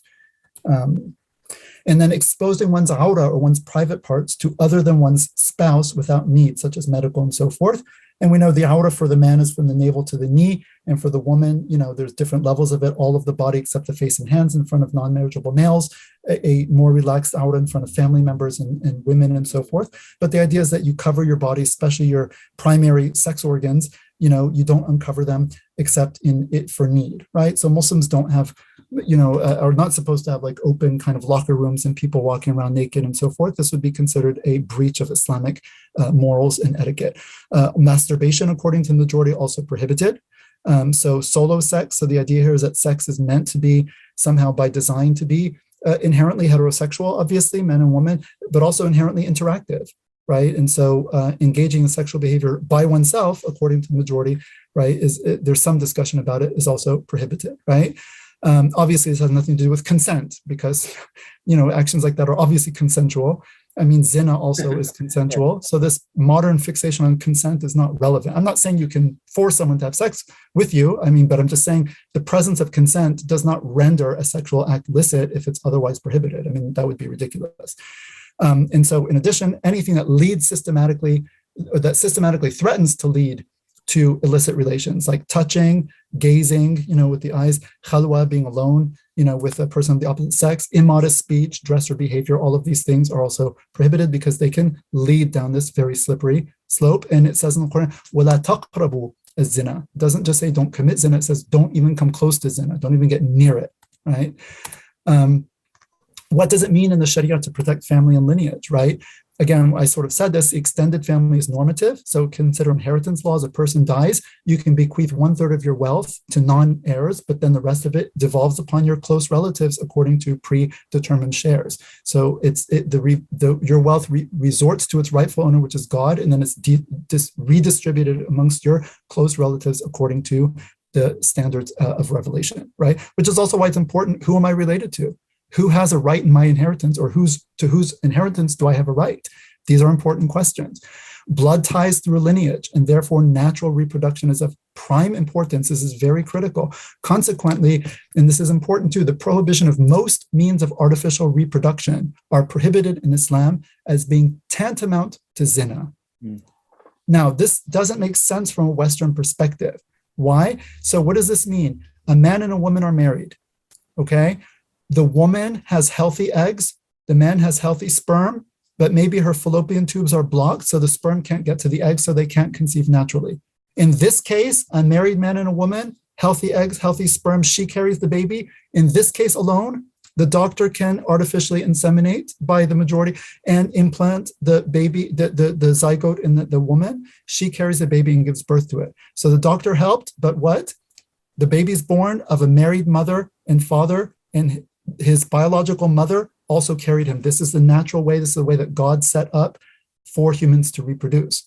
That cannot be breached. So sperm donor from outside the couple, egg donor from outside the couple, surrogate mother, all of these are prohibited because they are seen as bringing about the effects of zina by crossing lineage and blurring natural family lines. And one thing that's relevant to this discussion, we often hear, because technology now allows for this kind of artificial reproduction, right? Technology is never its own moral argument. It's never, just because we can do something doesn't mean that we should.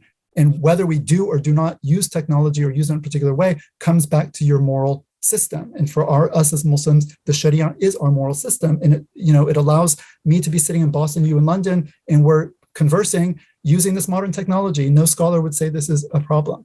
But because we have the ability to artificially reproduce, right? Here they say, no, the Sharia, this is a central domain of it, and it forbids this type of tampering with the natural reproductive sunnah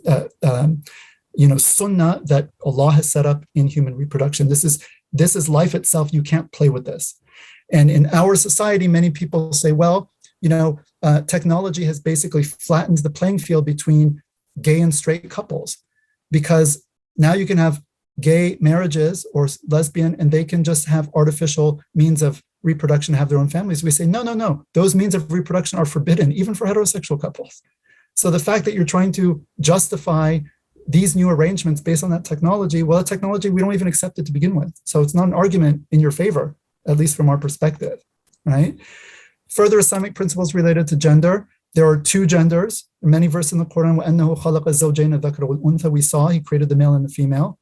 There is this notion of an intersex person born physiologically with ambiguous gender. This has been known since time eternal.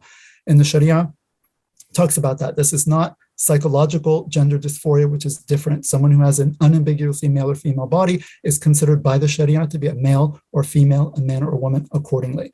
So biological sex and psychological gender, this distinction which came about in the 70s, 60s, 70s, 80s, this is not something that we as Muslims, would run with, right? This idea that your biological sex and your psychological gender, okay, they might be disparate, but normatively they should line up. These are not free-floating variables. And we said this earlier. If you're male, have a male body, the norm is that you would actually identify as a man. Now, maybe you don't. That's gender dysphoria. That's gender identity disorder. We can deal with that, but it doesn't mean that there is no sort of normative connection between the physical body and the psychological gender, right?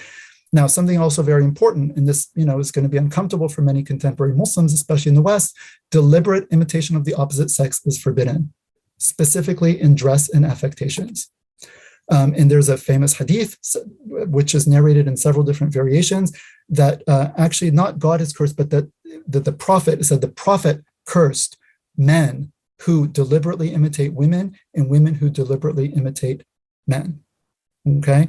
Now, what does this mean, deliberately imitate? It's very important that we understand deliberately imitating, because there can be men, and Islam is realistic, there can be men who are more effeminate by nature in their speech, in their mannerisms, in the way they behave. There could be women who are kind of more masculine by nature. This is not what's being talked about here. It's the ones who deliberately imitate, who take on by design the characteristics that are known in a particular society to belong to the other sex. So the example earlier on with you, those drag queens that go into schools. Yeah, drag queen story hour, exactly. Really dressed up in the most outrageous women's clothes, and that is very deliberate because it's completely unnatural. I mean, it's very artificial, but that would be an example of deliberately imitating women, or a certain very crude and exaggerated imitation of women. I don't think any normal woman would look like that. But anyway, so that's exactly an example. Yeah.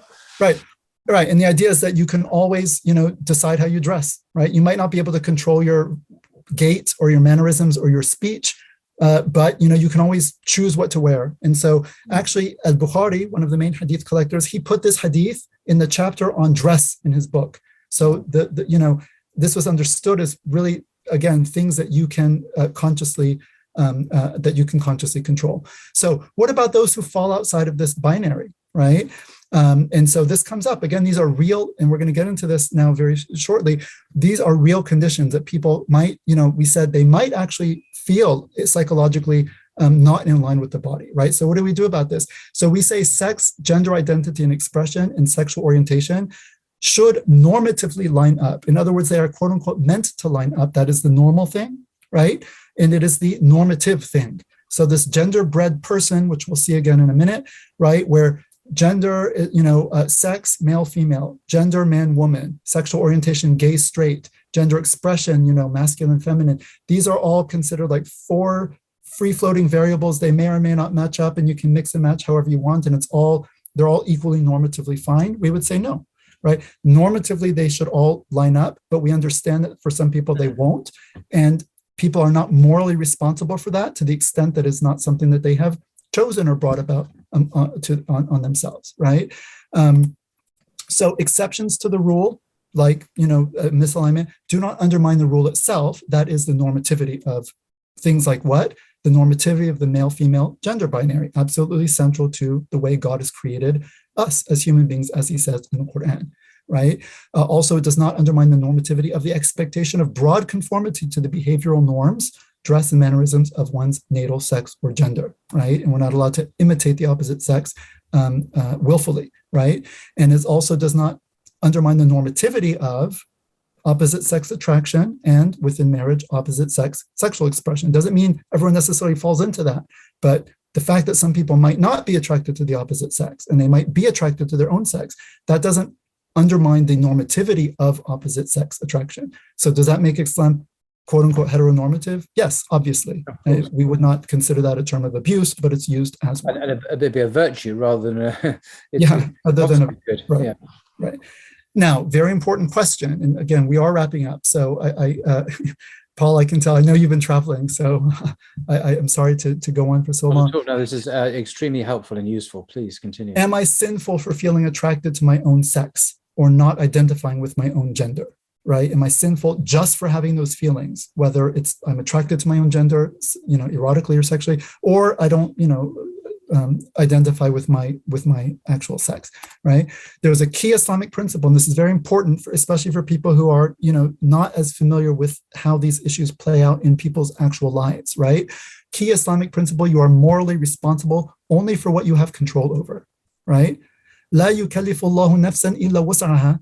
That God does not burden a soul with greater than it can bear. You are not called to account for what you don't have control over. So if you are, despite yourself, you find that you are attracted to your own sex, right? You are not responsible for those feelings to the extent that you did not choose those. And people who experience that generally don't choose that. It's not something you choose. It's something that you kind of experience and you discover within yourself.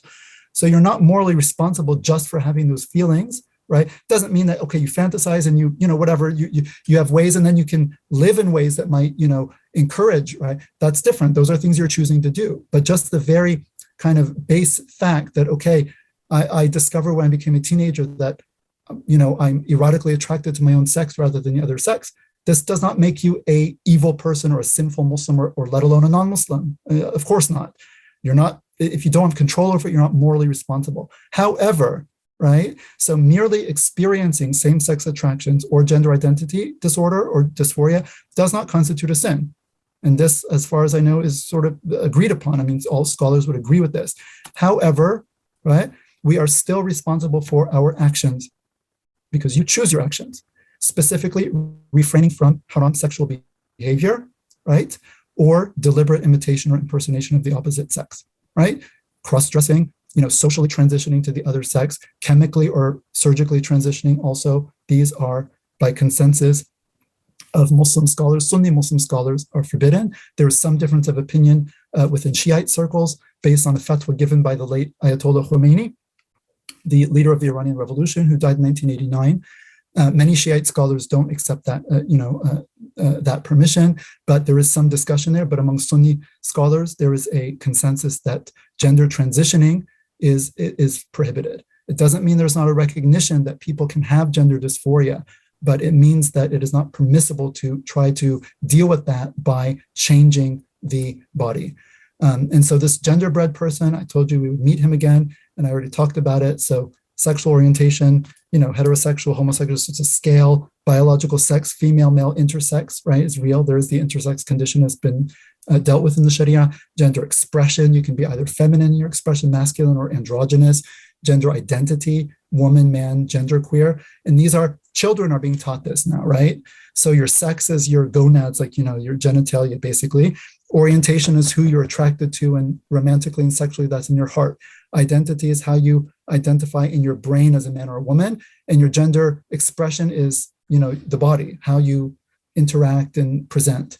And again, the Sharia regulates this. It's not up to you as a person to just kind of, again, take this to the psychologization of the self. Well, I feel this internally, therefore I'm an inauthentic person unless I'm allowed to just do this, right? And if you don't accept me as a Muslim community, and you don't accept my gender expression or my gender identity or my sexual orientation, i.e. acting upon it in ways that are, well, you've undermined my dignity, right? And that's sort of how that moral discourse goes. We say, no.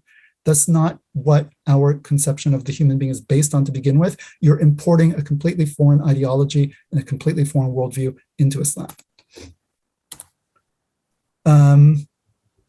Okay. I'm not going to, I already talked about this a little bit. When it comes to gender nonconformity, right, and we are really almost done here. When it comes to gender nonconformity, scholars recognize that there is a conventional component, right, a component to what counts as male versus female, dress, interests, behavior. There is some socially, quote unquote, socially kind of influenced or socially constructed component, but nevertheless, all societies differentiate between males and females. So if I go back to 18th century America and look at the way the founding fathers of this country dressed, they had these big frilly wigs, like long curly hair, these frilly blouses and tights, like stockings. And for us, if you dress that way, they're going to think you're dressed in drag. That's very feminine for us today. But in their time, that's how men dressed. So that's conventional. But that's not how women dressed at their time. The women there, there's very billowing like dresses and whatever. So the men and women dressed differently. They didn't dress the same. Even in our age, even this like unisex, like I'm wearing what I'm wearing and what you're wearing is clearly men's clothing. Woman's blouse is always cut like curved and, it's always different. Like men and women are not the same. Right. So there's some cultural component to that, but the idea is that whatever is largely generally recognized as being masculine or feminine in your society, you're actually bound in the Sharia to sort of conform to that. Well, can I just be my own autonomous individual and throw off the shackles of society? No. That's Rousseau. That's the 19th century. That's secular European psychologization of the self and radical autonomy and individual. That's not Islam. Right. So choose your paradigm, choose your religion. But, don't try to mix the two. They're not the same. Dress, as we said, strictly forbidden on the basis of the hadith quoted, to imitate the opposite sex in dress, accoutrements, etc., as conventionally recognized in one society. What about mannerisms? I'm a male, I have a high voice, or I kind of have effeminate, walk or, hand movements, right? The scholars actually, again, this is a phenomenon. We see this in society, right? A man could be even heterosexual, but kind of effeminate, right? Or a woman could be kind of masculine. All right, scholars recognize that a person could have gender atypical mannerisms, gait, voice, etc. The man would be called mukhannath, right? That's a male with effeminate mannerisms, and a woman, mudhakkara, a female with masculine mannerisms. What did the scholars say about this, right? They said these mannerisms, they could be either khilqi, which means constitutional, like the person's just, it's natural to that person, or it could be affected, like they're taking it on, they're purposely doing it. We know if it's purposeful, then that's forbidden. We've already seen that, right? So purposely affecting such mannerisms is haram by consensus. However, if it comes to somebody naturally, right, effeminate tendencies to a man or sort of more masculine, to a woman, right? The scholars here have differed. Some of them said that the person should try to recondition himself or herself, try to make reasonable efforts to bring their behavior more in line with what's typical of their sex. And if they don't try to, then they're sinful for not trying. But if they try to and they can't do it after a reasonable effort, then the blame drops and, that's fine. Okay. Other scholars said they're not even obligated to even attempt. As long as it came to them naturally and they didn't deliberately do it, they don't have to. It would normally make your life probably easier, just socially speaking, especially for a man. There's a particular stigma in most societies against effeminate men often. It'd probably make one's life easier, to kind of rehabituate. If possible, some people might find that very difficult. And if they do, then they're actually not blamed for that and they should not be made fun of. It would actually be haram to do that. They should not be categorized as being any particular way, or it should not be assumed that they engage in particular sexual behavior like same-sex behavior just because they might appear as feminine, right? This is all dhann, which is kind of suspicious thinking of someone, and this is actually haram to have that in Islam. Okay, interests and behavior. Islam is not super prescriptive when it comes to things like personal likes and dislikes, right? Girls being more into sports or bricolage, boys being interested in music and art or cooking. Okay, it might not be that typical of your sex, but as long as the activity itself is not forbidden, there is no particular stigma. One can pursue one's interests, so there is a latitude there. And the Sunnah has lots of examples of things that in our society, modern West or whatever, we might consider out of character. Men crying profusely, right? Also, the Prophet, peace be upon him, was not above domestic tasks in 7th century Arabia, sweeping the floor, mending his own socks, right? We don't say, oh, that's just women's work. Well, okay, maybe more typically, but it doesn't mean that, it's beneath a man, for example. Our Prophet, peace be upon him, did this, right? Important, we don't have an ideal of womanhood that is akin to the Victorian notion of the kind of dainty, delicate, fainting female, so frail and weak and whatever. We don't really see that in Islam. Okay, men and women aren't the same. Men in general are stronger than women physically. Obviously that's not really disputable, but this idea that women are these kind of fragile porcelain, kind of like fainting, this is not really, even in the West, you could say that's, localizable to particular time periods and cultures, but, we don't have this in Islam. What counts as appropriate same-sex interaction is largely conventional. Many Muslim men, as people know, are very touchy-feely compared to men in the West. They're constantly hugging and kissing, and, in many Eastern societies, walking hand in hand, even sometimes with, their fingers crossed. And this in the West, this would clearly be, you'd say, okay, well, they're gay if two men are walking like that. In the East, this is not taken to be sexual at all. It's just, friends are very, close. They have close physical, kind of contact. However, this is changing as Western norms continue to dominate the world and propagate themselves through media and technology. I was told that, when I was in Cairo in the mid-90s, it was very common for men to walk around of all social classes, holding hands in the streets and hooking arms. And I was told that no one does that anymore in Cairo. Except I actually asked a friend of mine who's an academic in Cairo, a professor there, and he said exactly what you said. He lives there now. Yeah, exactly. And this is not good news, because it means the entire Western sexual paradigm is becoming deeply imbibed even by Muslims abroad now in the Muslim world, right? And now you have Cairo youth saying, oh, well, that's gay, to walk holding my friend. What do you mean gay? We don't have that concept in Islam. We don't have that concept. We have actions. We don't have a sexual identity to begin with. Well, but guess what? They're taking it on because, again, Western norms are very aggressively pushed as the only valid ones, and Western culture continues to dominate through its products, movies, television, cinema, the internet, and so forth. And so Muslims are not, exempt from being affected by this, but we should be aware of it because it's not innocent, right? It has implications. There are clear Islamic guidelines that transcend culture, right? So we said there is a cultural element as to what is appropriate same-sex interaction. That's not without limits.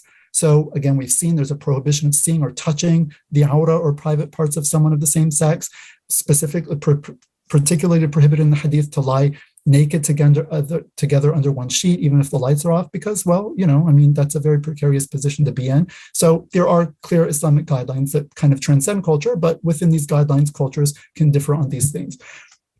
Intersex individuals, the khuntha, there's a, quite extensive Islamic discussion of the khuntha, the intersex individual. I will not talk about it here. We have plenty of work, and I'll show in the resources. You can read a lot about this topic.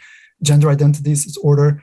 Again, it would be seen more as a psychological or emotional condition. It's not a third sex or a woman, actual woman actually trapped in a man's body. This is kind of a foreign concept, but it would be seen as a psychological or emotional mismatch between the body, which again can be very acute and very painful and very real for people. But the idea is, how do we deal with it and how do we conceptualize it? Mm-hmm. And we said hormonal and surgical transition procedures are not permitted Islamically. All right, the last leg. Are we good to go? Yes, please. All right. So what is homosexuality, right? We figured, wasn't this what the whole talk was about? Well, yes, and we've been building up to this, and hopefully, again, all the pieces will fall into place. What is homosexuality?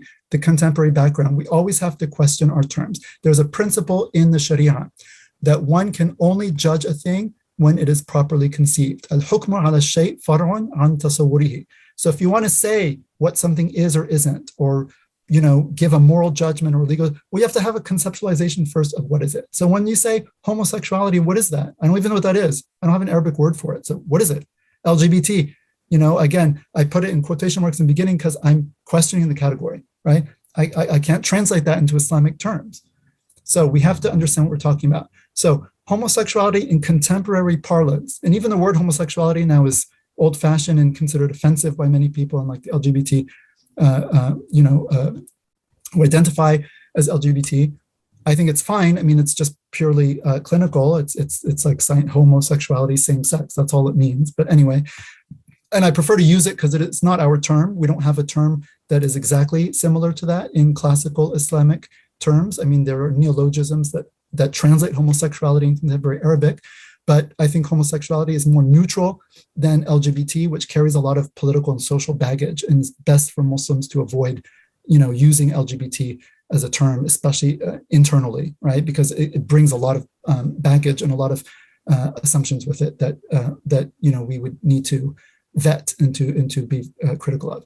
So homosexuality in contemporary parlance, it usually refers to feelings of romantic and or sexual attraction to members of one's own sex. That's one element of it. Another element, engaging in, on the basis of these feelings, engaging in romantic relationships and or sexual behavior with members of one's own sex. So we saw this before, action or attractions and desires, and then behavior that follows thereupon.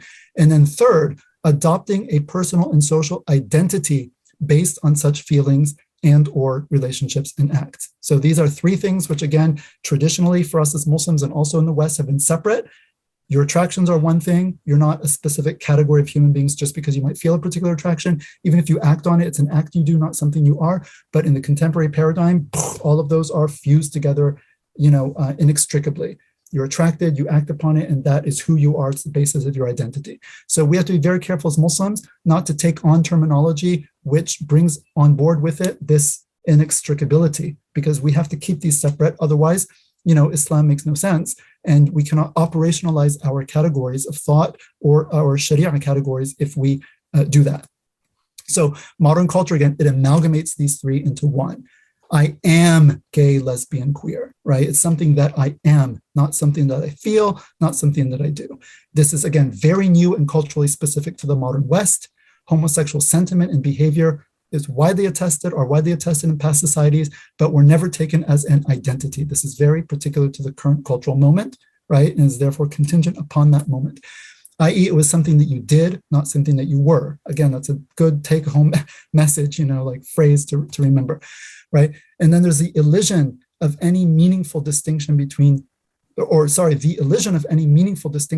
desires and actions is morally problematic. So eliding means to get rid of, right? When you say, well, just because I have a desire, I can act upon it. Well, if you apply that consistently, you're going to run to a lot of moral problems and very quickly, right? So, of course, the mere existence of a desire can never be a moral justification for acting upon it. We need other moral criteria brought to bear on it.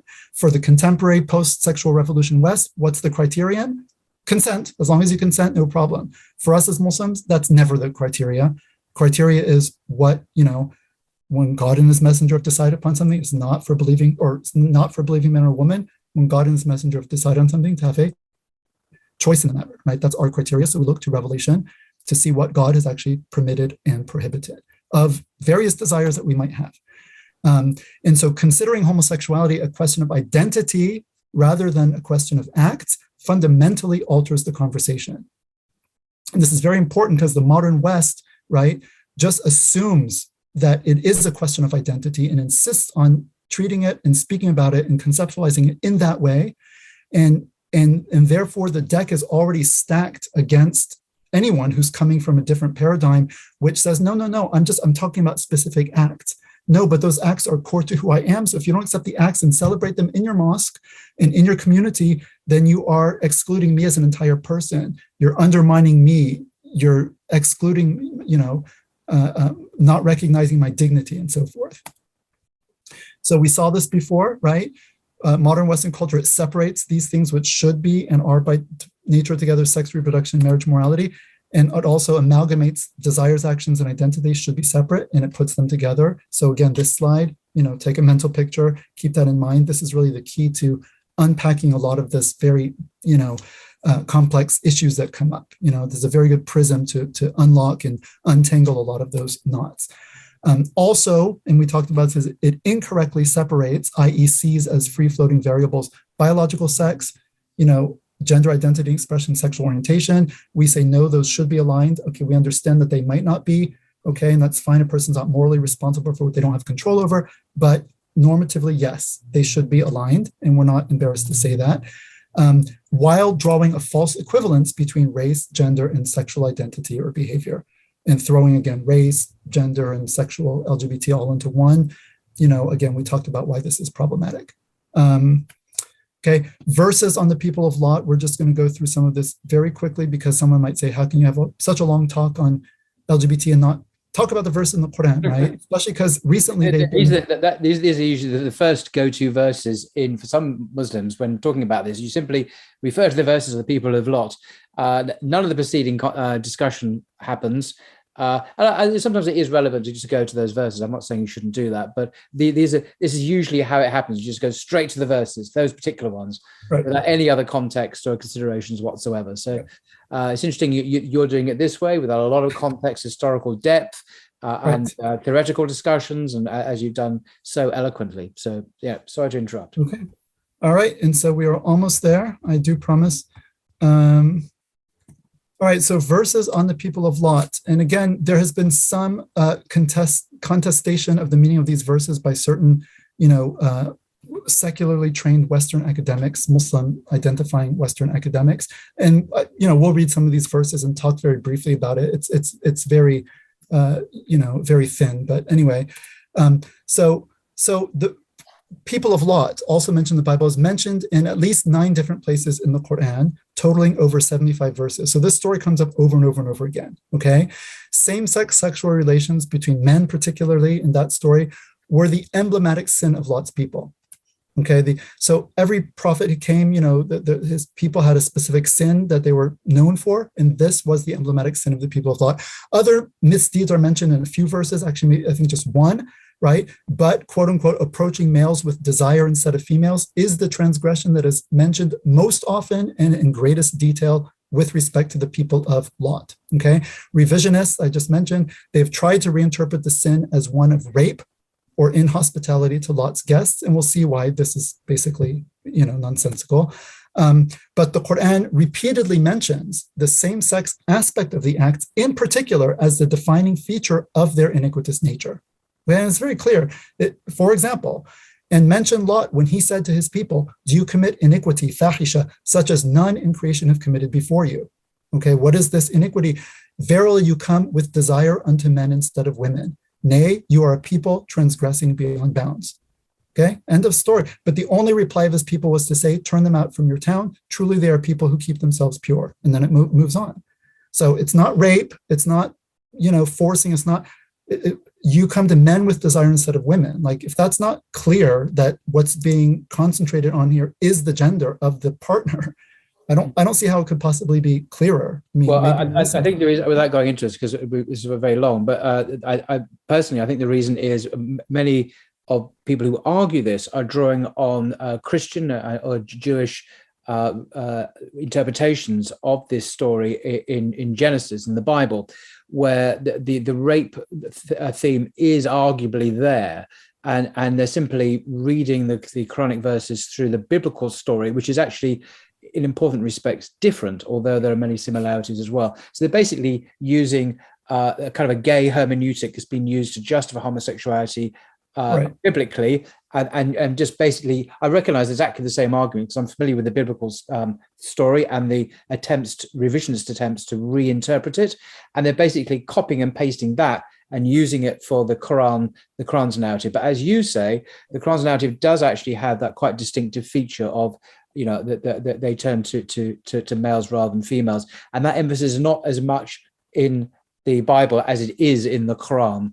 Okay, so they're basically taking that narrative from Christian revisionism and using it for the Quran in a very kind of wooden way, without really attending to the nuances and the details of the Quranic version.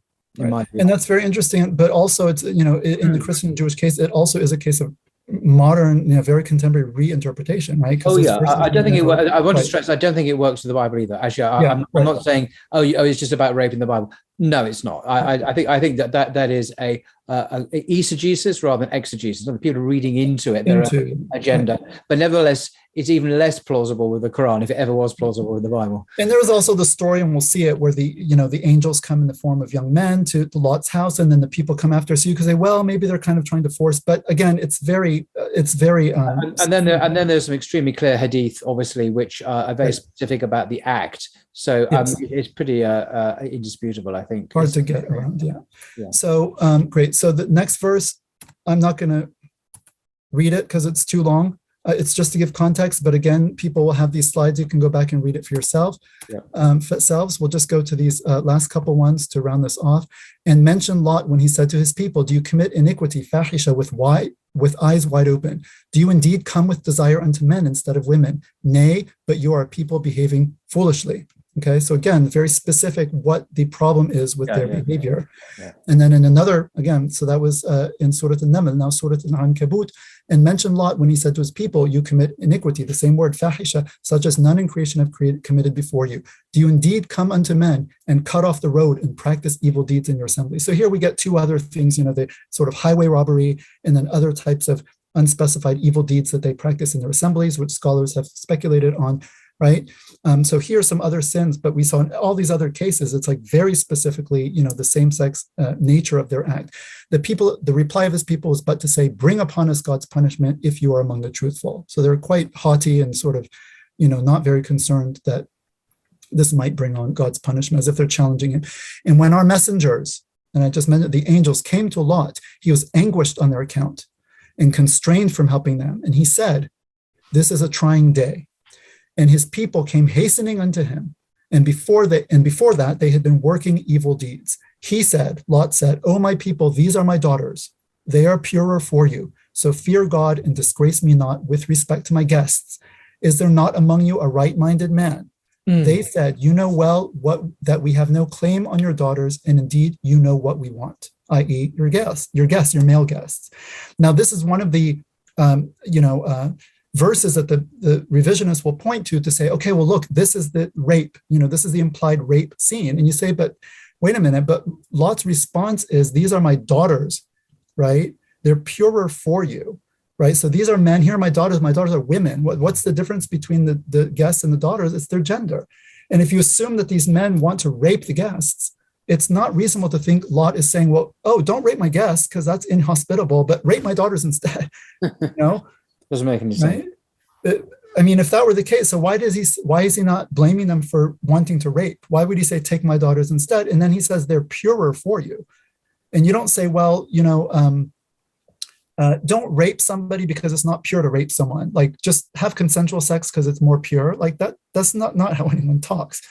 I mean, when he says they're purer for you because you're men and they're women, and that's a pure act, right? Not this act with these men. It's like super clear, but again, leave it up to academics to kind of complicate. Right? And so anyway, reinterpreting this as rape, right, is a classic example of anachronistically projecting contemporary notions onto the texts, such as this post-sexual revolution fixation on consent as the only relevant criterion. It's so obvious. I mean, people are saying, well, wait a minute, it must be that there's a lack of consent here, because that's the only thing that makes sense to us. That's the only crime that we could imagine, is that there was just a lack of consent, and therefore it must have been rape, because don't we all know that consent is really what matters when it comes to sexual behavior? And I mean, it's just obviously just, taking like literally the last 3 decades kind of, sexual measuring stick for sexual morality and just projecting it thousands of years into the past and reading it into a text where it clearly has nothing to do with it. But yeah, I mean, it's very interesting. John Boswell, the American Harvard professor, who wrote the classic revisionist work from a Christian point of view on this story in the Bible in the 80s, I think. I mean, he sadly died of AIDS himself subsequently, but he proposed that it was to do with rape and so on. But his work was then, as indeed is often the case, was critically assessed by biblical scholars and was found to be very wanting. And indeed, the top experts now in the biblical field accept that this passage, the Sodom and Gomorrah passage, the Lot passage, and others do speak of homosexual acts, actually, even though these scholars themselves don't agree with the Bible. And I think Professor John Barton, who I've had the immense privilege of speaking to on my channel, professor of Bible at Oxford University, one of the world's leading biblical scholars of the Old Testament, he has said this to me. He said, no, the revisionist argument that it's about rape, it's not real, is completely wrong. It's not based on the Hebrew text. It's eisegesis rather than exegesis. But I, Professor John Barton, don't agree with the Bible anyway. Right. I mean, so you know, and this, and in fact, the world's preeminent scholar in this field is not John Barton. It's a specialist in this area. I forget the scholar's name. He's written the scholarly text is usually seen as the defining. Clearly states the revisionist case has failed and the traditional understanding is correct. But this very author himself doesn't agree with the Bible because they're very liberal, or they view the Bible as purely a human construct, like John Barton very publicly does. So, you know, the traditional reading is the correct one, but many Christians simply don't accept it anyway. They'll say, well, we don't agree with that. We have our own views. We're modern people. We accept the LGBT agenda. So that's a remarkable irony that the traditional reading actually wins at the end of the day, but people still disregard it anyway. You know what I'd say, Paul? At least be honest. You know, they're being honest. They're saying, well, here's what the text says. We can't make it say what it doesn't say implausibly. We might have wished it to say something different, but it doesn't. And we don't agree with, okay, we're not going to follow it, but okay. But don't try to like play games with what it actually says. And this idea of like, we can just read into it anything we want or historicize. That's not plausible. I mean, I know advocates say this, you hear this on social media and so on, that serious scholarship doesn't go along with that. But serious scholarship, the individuals who write that will actually accept the gay agenda anyway, because they are modern, enlightened Western people. And part of the liberal academy. They're not committed to the Bible. They will accept that publicly. They will say, oh, no, we support all these agendas, even though the Bible, correctly understood in its historical context, is actually speaking of these acts. Yes, they were prohibited then. But today, as John Barton said to me, we live in a different world, and therefore we can accept these acts. Right. That's what he argued. Yeah, exactly. He's British, right? Yes. Yeah, I saw that actually, and I remember that part of the conversation. You pushed them on that, and I did because I've actually got the book here. It's this. I mean, I won't go into the details now, but he's very praising of a top academic work written by an American evangelical scholar, which completely demolishes the revisionist argument. I say, John Barton, how can you agree with this? He says that's brilliant scholarship, fantastic. What is your view? Oh, I accept gay marriage and all this. How can you do that? Well, his understanding of Scripture is very different from the evangelical scholar's understanding of Scripture. It's a human product. Therefore, he is free, serenely free to ignore it in his own modern understanding of human relations. Right. And, you know, I mean, saying that the Qur'an is a human product, that's not you can't do that Islamically. You absolutely can't do that with the Quran. The Quran is even a revisionist. Even a revisionist would never say that, because that would just take you out of the fold of Islam. I mean, it's just even not be a Muslim anymore. In Islam, it's locked down. You can't play that game with the Holy Scripture of Islam. Otherwise, you'd be out of the fold of Islam instantly. Right. The Qur'an being the word of God is sort of definitional of Islam. And, you know, a lot of modern Christians or Jews don't really get that, and they kind of say, why are you guys... A lot of Christian scholars do, that they have a very, very different understanding, because the Bible is a library of books written by many different people, and the historical critical understanding means you can say, well, this is just a human opinion, maybe this is revelation. It's much more complicated.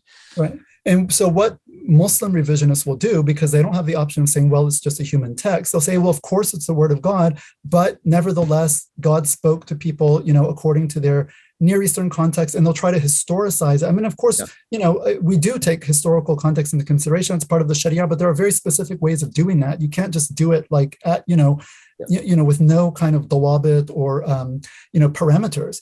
And one of these scholars actually, who has been pushing, you know, this kind of revisionist line for a long time, you know, you might say, well, okay, if there's one thing that Muslims could never disagree on, it must be what? Tawheed, like, you know, the oneness of God. That's absolutely the most fundamental. You might say, well, maybe sexual behavior is pretty important, but like Tawheed is like, there's no Islam without that.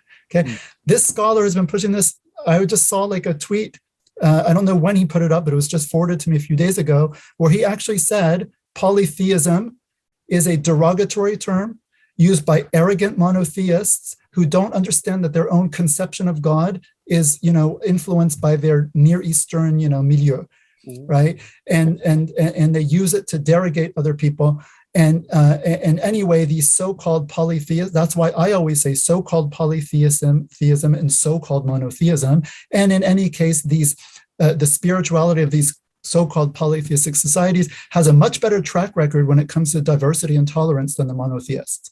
And so, I mean, at the end of the day, so that's the religion. We know where they're coming from. Diversity, tolerance. On every level, that they are, So you can see that you're going to play that game. Even Tawheed itself. Even Tawheed is. Monotheism, you can just historicize it the same way. Yeah. And that's very dangerous. I mean, it's, but anyway, like, okay, fine. At least you see clearly, like, all right, no, thank you. No, thank you. I mean, how do you even identify as Muslim anymore? That doesn't make any sense at all. So anyway, sometimes it's good when things are stated that directly. It allows you to see. Yeah. The experts are very clear. The passages do say what people traditionally understood them to mean. That's really beyond dispute now, I think. Yeah. And so I'll just put here, so the, actually I forgot to hyperlink this, but it's hyperlinked in the resources. The classic, article on this is by Mubin Vayed, who you've had on here twice. Very close friend of mine. A couple of times. He's an extraordinary individual, actually. Yes, mashallah, very, very impressive. Hats off. We all try to follow. I had coffee with him in Chicago once. I heard about that. My totally irrelevant boast, but I have met him. We actually sat down for a couple of hours and talked shop. It was utterly he very much enjoyed that, he told me. So, can Islam accommodate homosexual acts? Quranic revisionism, and the case of Scott Kugel. Scott Kugel is this person who wrote this book, with this argument. He's not the author of the It's actually tweet this that I just book, which talked I've about. got here. This is a book by the notorious Scott Kugel book, which is massively criticized, definitively criticized, many would say, by Mubin Vayed. By Mubin Vayed, and I mean Mubin Vayed's article is even assigned in university classrooms, right? Because it's at that level. Scott Kugel was not the author of the tweet that I just mentioned, where the person was. I was wondering if it was. No, it's someone. It was another academic, but not Scott Kugel. Just again, we have to be fair in our criticisms. If we critique, I'm glad you clarified that, because that was my assumption. A person for what he says, not for something he does. The verses on Qamlut, if people want to check them out, here they are. Okay, building an Islamic framework very quickly on homosexuality. Again, one can only judge a thing once it is properly conceived. Al-hukmu ala shay far'un an tasawwurihi. So we realize the Western paradigm is just a totally different paradigm. It's not, something that's really compatible. So how do we as Muslims conceive of this? As I said, there's no single word for homosexuality in the Sharia, right? Again, in the West also it's a new word, because the Sharia addresses what? It addresses acts, not desires, i.e. desires that are things that are beyond one's control, okay? Islam does not categorize human beings on the basis of mere desires, sexual or other, i.e. a person does not come to be a particular thing or come to constitute a particular class of human beings, right? A discrete on the basis of mere desires and inclinations.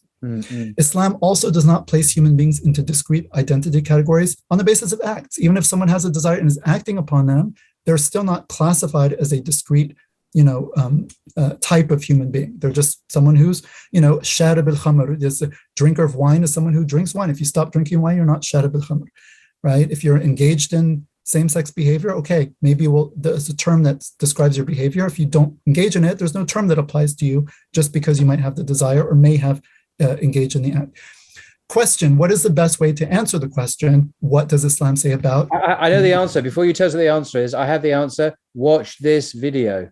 Watch this video. Yeah, all 3 on 3 and whatever. That's the answer to that question. Watch this video. So homosexuality, I hope people learn by now. What? That's a foreign term. I don't understand what it means. We have to break it apart. So what do you mean by homosexuality? Question your terms always. So we have to distinguish between desires, acts, and identity. Again, in Islam, these are all 3 separate things. They have 3 separate rulings, 3 separate considerations, 3 separate conversations. They're not just wrapped up into one. What are the implications of accepting a Western sexual identity framework? Again, we've already hit this home on this several times. The identity framework changes the discussion. It elides moral concerns, puts them completely to the side. And it frames the issue as one of social justice, defined subjectively, as opposed to one of God's command, Allah's command, which is paramount, obviously, for us as Muslims, and which itself embodies perfect justice. We cannot be more just than God. We cannot be more compassionate. He is Ar-Rahman Ar-Rahim, right? And when I say it changed the conversation, when I was growing up in the 80s, it was still common for people to say, LGBT didn't exist, by the way, only homosexuality. I mean, the acronym, I think, came in the 90s. And people would say, what do you think of homosexuality? This was commonly asked in the 80s. And it was understood, again, the larger, assumptions of the culture, it was understood that you were asking about the actions, right, and you were asking what was your moral opinion of them. It was understood that the question was asking about the morality of the actions. And most people would have said, I think it's wrong. That was like the normal thing to say in the 80s. Now it's not, the word homosexual is not used. Asking where you stand on it is like unacceptable. Right? We've replaced it now with LGBTQ. The reason why I say Muslims should avoid this term is because it is an identity term. I mean, it is inherently an identity term the way it's been used. So the only question today, and it's not really a question because there's only one answer that you can have, is where do you stand on LGBT rights? So it went in 30 years from what do you think about the morality of a particular act to where do you stand on the civil rights of a discrete minority? Forget about what the acts might be at all. It's just a question of, do you believe in equality, freedom, and justice, or are you a bigot who hates people? I mean, that's how it's like, that's the conversation today, right? And this is a direct result of the identity paradigm, primarily. So, the last part of this then, how can we build an Islamic framework? How does the Sharia classify sexual acts? Well, there are halal and haram. So permissible and impermissible. That's the basic distinction in the Sharia. What's halal? We've already seen this. A man and a woman bound by an Islamically valid contract. What's haram? All else. We've seen that, okay? Haram acts, sexual acts, are further divided into gross enormities, which are called kaba'ir, plural of kabira. We saw kabira earlier. Kaba'ir is the plural. So what are the gross enormities when it comes to sexual behavior? There are two. One is male-female zina, which is vaginal intercourse between a man and woman, not married to each other, okay, or bound by a contract. And male-male liwat, sodomy. I mean, specifically between two males. Between a man and a woman, it's also forbidden, but it's, it's a different category between two men. So these two actions, zina and liwat, fornication and sodomy, are considered gross enormities. And then you have other sexual acts, which are neither of these two, which are actually non-penetrative. And for that reason, they don't reach the level of being sort of gross enormities, although they are also forbidden. And so this would include all non-penetrative forbidden sexual acts between members of the opposite sex, members of the same sex, just the whole gamut, including what's known as sihaq, which is a specific word, and it means grinding. So literally female sort of genital grinding, i.e. lesbian acts. So all of these, any type of non-penetrative sexual act between other than a married man and woman would be considered prohibited. And gross enormities are penetrative intercourse between a man and a woman, vaginal, and male-male penetrative intercourse, the one that Burger King, is celebrating with the Whopper. Oh, I was trying to forget about that. You just reminded me of it. Yeah, well, I'm never going to be able to go to Burger King again and eat a hamburger there. Not that I do particularly, without thinking about those stuff. Anyway. Well, yeah. Anyway, so all of these things are called muharram li dhatihi, which means all these acts are prohibited intrinsically, like for themselves. The acts themselves are prohibited, right? And then there are preludes to these prohibited sexual acts, such as we've seen this before: touching, gazing, khalwa, being alone in an isolated environment, immodest dress, speech, and behavior. These are all considered muharram li ghayrihi. They are prohibited on account of another, i.e. because they lead to that which is prohibited in and of itself, which are the sexual acts themselves, right? Okay, so that's done. The very last part of this, and I promise this last part of this before we just finish with the conclusions and then the resources. What about the subjective experience? And I said we would talk about this, and we've talked about it a little bit along the way, right? Someone who is a Muslim who says, I feel same-sex attractions. I'm not attracted to the other sex. I wish I were, but I'm not. And I can't just turn it on and off like a light switch. How do I live my life? Does Allah hate me? Am I a walking sin? Am I going to hell for these feelings, right? These are very important questions. And people who have these feelings, particularly same-sex desire, it's all thrown together. The Qawm Lut, the people of Lut, and fire and brimstone rain down upon them. Okay, but wait a minute. They were acting on it. You're not acting. Again, you're putting yourself with them because you're not distinguishing acts from behavior, because that's part of the modern paradigm. You are seeing them all together, but that's not Islam. Islam sees the desires one thing, the acts are another, right? So there are Muslims, faithful Muslims, believing Muslims, practicing Muslims, who experience unchosen same-sex attractions and or gender dysphoria. This is real. This is statistically any, certain human population will have always a number of people who face these types of issues. And Muslims, are naive if they think this doesn't exist in the Muslim community. It absolutely does, much more than people actually would think, because it's obviously not talked about, right? But this is a very real issue. All sorts of issues. Muslims are human beings like others. We have anger issues, drug addiction issues. We have issues of corruption and cheating and this and that, and all human virtues and vices, to one degree or another, are going to be present in any human community. We hope among Muslims, the virtues would be greater and the vices less than people who don't practice the religion of Islam, and that's generally the case. But nevertheless, we will always find, and this is not virtue and vice, it's just internal conditions.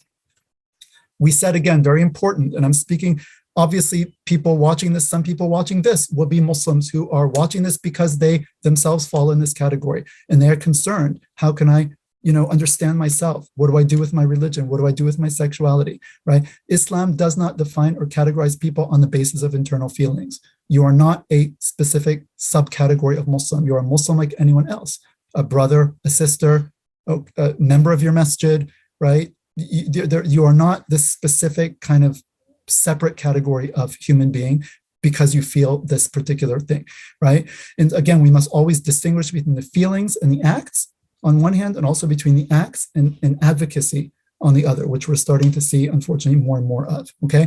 Muslims struggling faithfully, and this is also for everyone who's listening, especially Muslims who maybe are not dealing with this. Muslims struggling faithfully with either SSA, so same-sex attractions, or GID, gender identity disorder or dysphoria, they should be, I said struggling faithfully should be embraced and supported as mujahidun in the path of Allah. These are people struggling in the way of Allah. They're struggling with challenges and temptations, like we all have our challenges and temptations, and they are trying to live their lives according to the will of God and to submit, which is every Muslim struggle. And that is the straight struggle. Ihdina sirat al-mustaqim, guide us to the straight path. Every Muslim is trying to go the straight path. No, the pun is intended here. And there is a support group called Straight Struggle. You can just click on this hyperlink. Yep. And it is a support group for Muslims who experience same-sex attractions or gender dysphoria, but who are committed to Islam and to living their lives. It's a very good group. I do recommend it. Right. And so they are coming together to support themselves and share resources and so on and so forth. And there's also a group based in the UK, Strong Support, Brother Ali Al-Jafari. This started about 2 or 3 years ago. So you have these two support groups, right? Now, Muslims, again, who don't deal with this should be aware. These feelings cannot simply be turned on and off like a switch. Well, akhi, that's disgusting. Well, like Allah gave you women. Well, okay, yes, that's right. But this goes much deeper than that. It's not simplistic in that way. And people, again, we can't afford to have such a simplistic, understanding, especially given our current context. If you speak that way, people say, okay, this person has no idea what this is even about, right? And therefore, anything you say on the issue is just going to sound, ridiculous to many people, including many sincere Muslims, by the way, right? Again, the gay identity paradigm is very, very, this is a very critical thing that, the identity paradigm is a big trap. It is a trap for the community because it completely upends the moral discourse of the Sharia.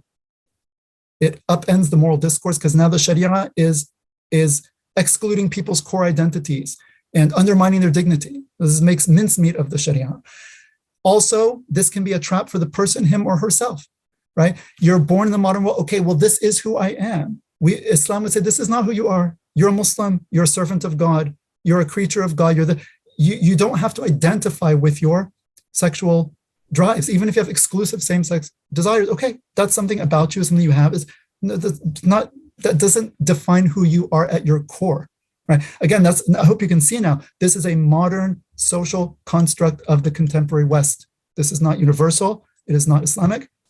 Yesterday or today, this does not exist in other times and places. You won't find corresponding vocabulary in most other languages in the world, today.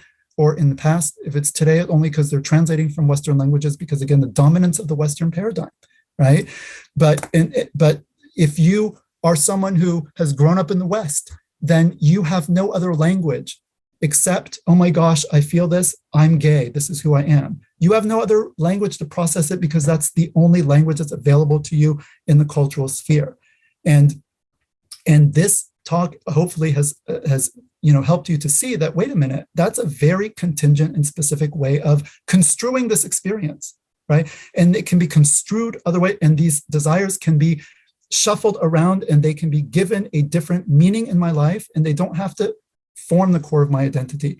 And and it could in fact be very liberating not to have to carry around this burden that, okay, this is kind of who I am at my core, right? Especially when it conflicts with acting on it, conflicts with the religion. This puts you in a very difficult situation. But that identification, don't take it for granted, right? Now, other Muslims who are hearing this, don't say, if someone comes to you with it, oh, well, don't identify. Okay, easier said than done, when for 20, 30 years or whatever, or 15 years, all you've grown up in this kind of identity paradigm. And if this has been your struggle and you've come to see yourself as a quote unquote gay person, right? It's not just by hearing one talk or reading one article that you're going to just undo all of that. And, oh, okay, tomorrow I don't identify anymore. I have these desires, but they're just desires and not who I am and all. Okay, this takes time. This takes, really a lot of thinking and redoing one's emotional and, internal, rearranging one's furniture and all of that. Don't expect someone to just oh, well, Dr. Sharif said this was just Western contingent, whatever. So, yeah, well, it's true. But again, we're all products of our time and place, and we have to look at this realistically, right? I've mentioned before, and we're coming to this now, this is going to be the end. We have a wealth of resources in our community to help faithful strugglers on this path, right? A beautiful article that I think all Muslims should read, especially in the West, whether they deal with this issue personally or not. It's called From a Same-Sex Attracted Muslim, Between Denial of Reality and Distortion of Religion. Beautiful piece written by Brother Yusuf, who has been the, yes, I think it's been published in there as well. Yes, it is. It's a Sex Matters, Love, Marriage, and the Sunnah. That essay, isn't it? This book is also, I do recommend this generally for general discussions of sex in the Islamic tradition. And of course, Paul has it right at his fingertips, right? Every relevant book, Truman and everything I've mentioned. Where's your McIntyre? I didn't see it after Virtue.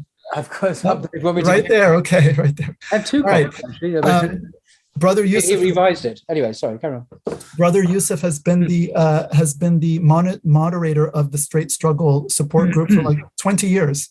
Yeah, and he wrote this very beautiful article. And then a game changer, in my opinion, is A Way Beyond the Rainbow podcast. Brother Wahid Johnson, 88 episodes. 88 episodes wow. That deals with this topic from every possible conceivable angle that you can think of. Psychological, spiritual, social, personal, family, community, imams. I mean, same-sex attraction, gender dysphoria, marriage.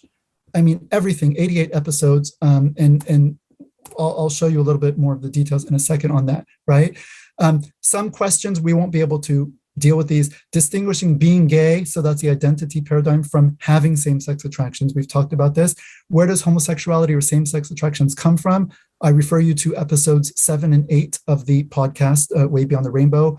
The brother goes into a great detail on all of the research that's been done on this, what it says and what it doesn't say. So I won't repeat any of that here. Can homosexuality be quote unquote cured or overcome? Again, very murky and fraught question that cannot be answered. Overcome, it depends what one means by that. Cured, I mean, again, you can find answers to that in that podcast. Can someone with same-sex attractions ever hope to marry Islamically, i.e. to an opposite sex partner, have a family? Some perhaps not. Again, this is a big question, and there are several episodes dedicated to this in the podcast. So I refer you to that. Just on that, I know it's coming to the end, but just on that very question, it's quite interesting. I once read an article by a quite a respected gay journalist, actually, who said it's the big secret of the gay community, is that most gay men can actually function heterosexually, and because it's relatively uncommon to have people who are 100% gay. There's always, most gay men can, if they wished, function heterosexually. And of course, the most famous example of that would be Oscar Wilde, who actually had a family. He was married and had children. He could function heterosexually, although he was gay. So people forget that and think, well, if a person is gay, that is their whole identity and their whole possible expression of sexuality. It's usually not actually. And there are people who I know who identify as gay, but I know that they have a heterosexual component because they told me they do, but they don't identify that way. So this is very, very true. It's quite so. In a different age, many of these people would have married, perhaps, and had children, but in today's age, they don't because they don't have to. That pressure. They would have married, had children, maybe had these desires. If they were pious, they would have refrained. And they could function satisfactorily as heterosexuals.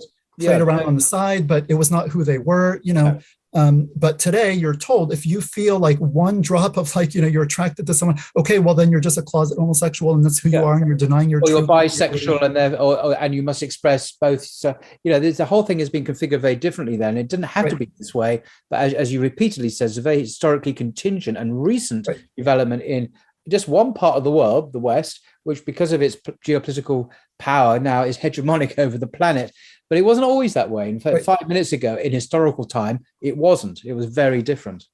Absolutely. Yep. And again, that goes back, the identity paradigm is absolutely, it's key to all of this. I mean, it really explains, everything that we see. How best to deal with individuals who experience SSA in our communities, families, etc. Again, all of this is, very dealt with in great detail in the podcast, especially season 5. Season 5, Brother Mubin Vayed is on 4 different episodes. Imam Dawood Walid is on. Sheikh Mustafa Omar is on, who's done great work on this issue and has researched a lot into same-sex attraction, gender dysphoria. He's spoken very eloquently. So a lot of the sort of well-known scholars in the West and thinkers are actually share their experiences on this. So again, I won't repeat here because we don't have time. And again, I can refer you to the podcast. How best to deal with non-Muslim colleagues, classmates, etc. when it comes to this issue. Again, I think the episodes, particularly with Sheikh Mustafa Omar, really goes into the details. And also, people ask, well, what about pronouns at work? And I have to, he goes into all of this. Sheikh Mustafa Omar, if you go to the episodes that he does. How should Muslims deal with the cultural and political pressures stemming from this issue in the public square, particularly in the West?